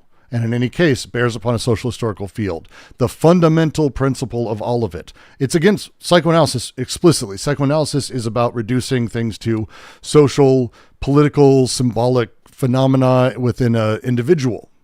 Psychologically saying the dynamics are effectively in your head. I know it's oversimplifying, but that's the thing. Whereas schizoanalysis is like, no. Even what is private and personal, or seemingly private and personal, is already social and historical. It's too late. You're too late. You're at the end of the process. You don't get to hide from it. It's already there. Like, you're already at that place. It's not about, well, let's figure out the social and historical. No. Already there. It's already there. Where Desire's doing that already. Okay. I see what you're saying. I see what you're saying. When you said Desire is doing it already, you mentioned that it's doing it like prior to history, or prior to historicity as such. Within it, or within it. Yes. Okay. Every desire does not exist without it. History, and history does not exist without desire. These things come at once. Okay.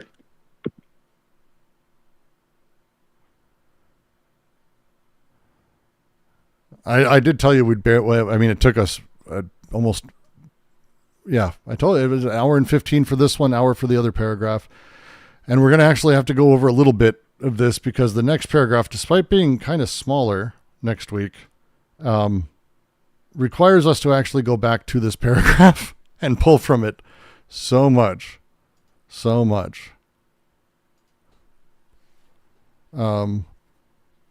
And Baze, it is always live and recorded if we're in the room that says live with the recording sign. The other one says not live, means we're not live or recording.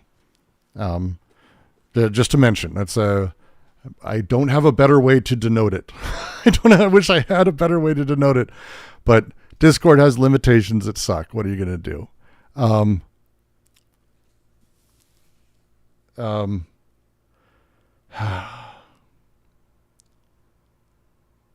I feel like my brain needs a break. I've got actual work to get done. Because times are tough and I got to be figuring out. But if times are tough for you, hey, don't worry about what I'm about to say. And I thank you for joining us. It has been wonderful. It always is. Highlight of my week. But if you can and you have something extra in your pocket, the ability to buy me a coffee once in a while would be lovely. Head over to patreon.com/DGQC or drop a super chat or membership.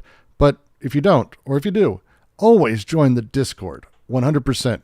I do random. I need to fucking. That's where I'm at right now as I say that. We do random things where we're helping people with stuff. You can always type it in chat, but we'll also be doing more sessions this week. I've got another video landing, and if you haven't watched it, I did my video on Zizek's event, explaining the sort of philosophical implications and how we can utilize it to understand our own grasp of how we even read and how things are formed as we go. But regardless, I appreciate absolutely all of it. It'd be wonderful. Tonight, we've got a movie, Le Roi Danse. Ben is going to be streaming that, I'm guessing, in about 5-ish hours. So keep an eye on it. And otherwise, it just, as I like to say, thank all of you. It's a big deal that we're able to do this and that we can enjoy ourselves and we can have these conversations, and it means a great deal to me every time. So I want to say thank you. And as always, we'll figure it out. We would put on the calendar, LJ, the events are fucked up. The events are broken right now. So we're waiting to figure out what's going on with Discord and trying to get that going. But be watching for the ping for it. And I guess I'll see you all soon enough.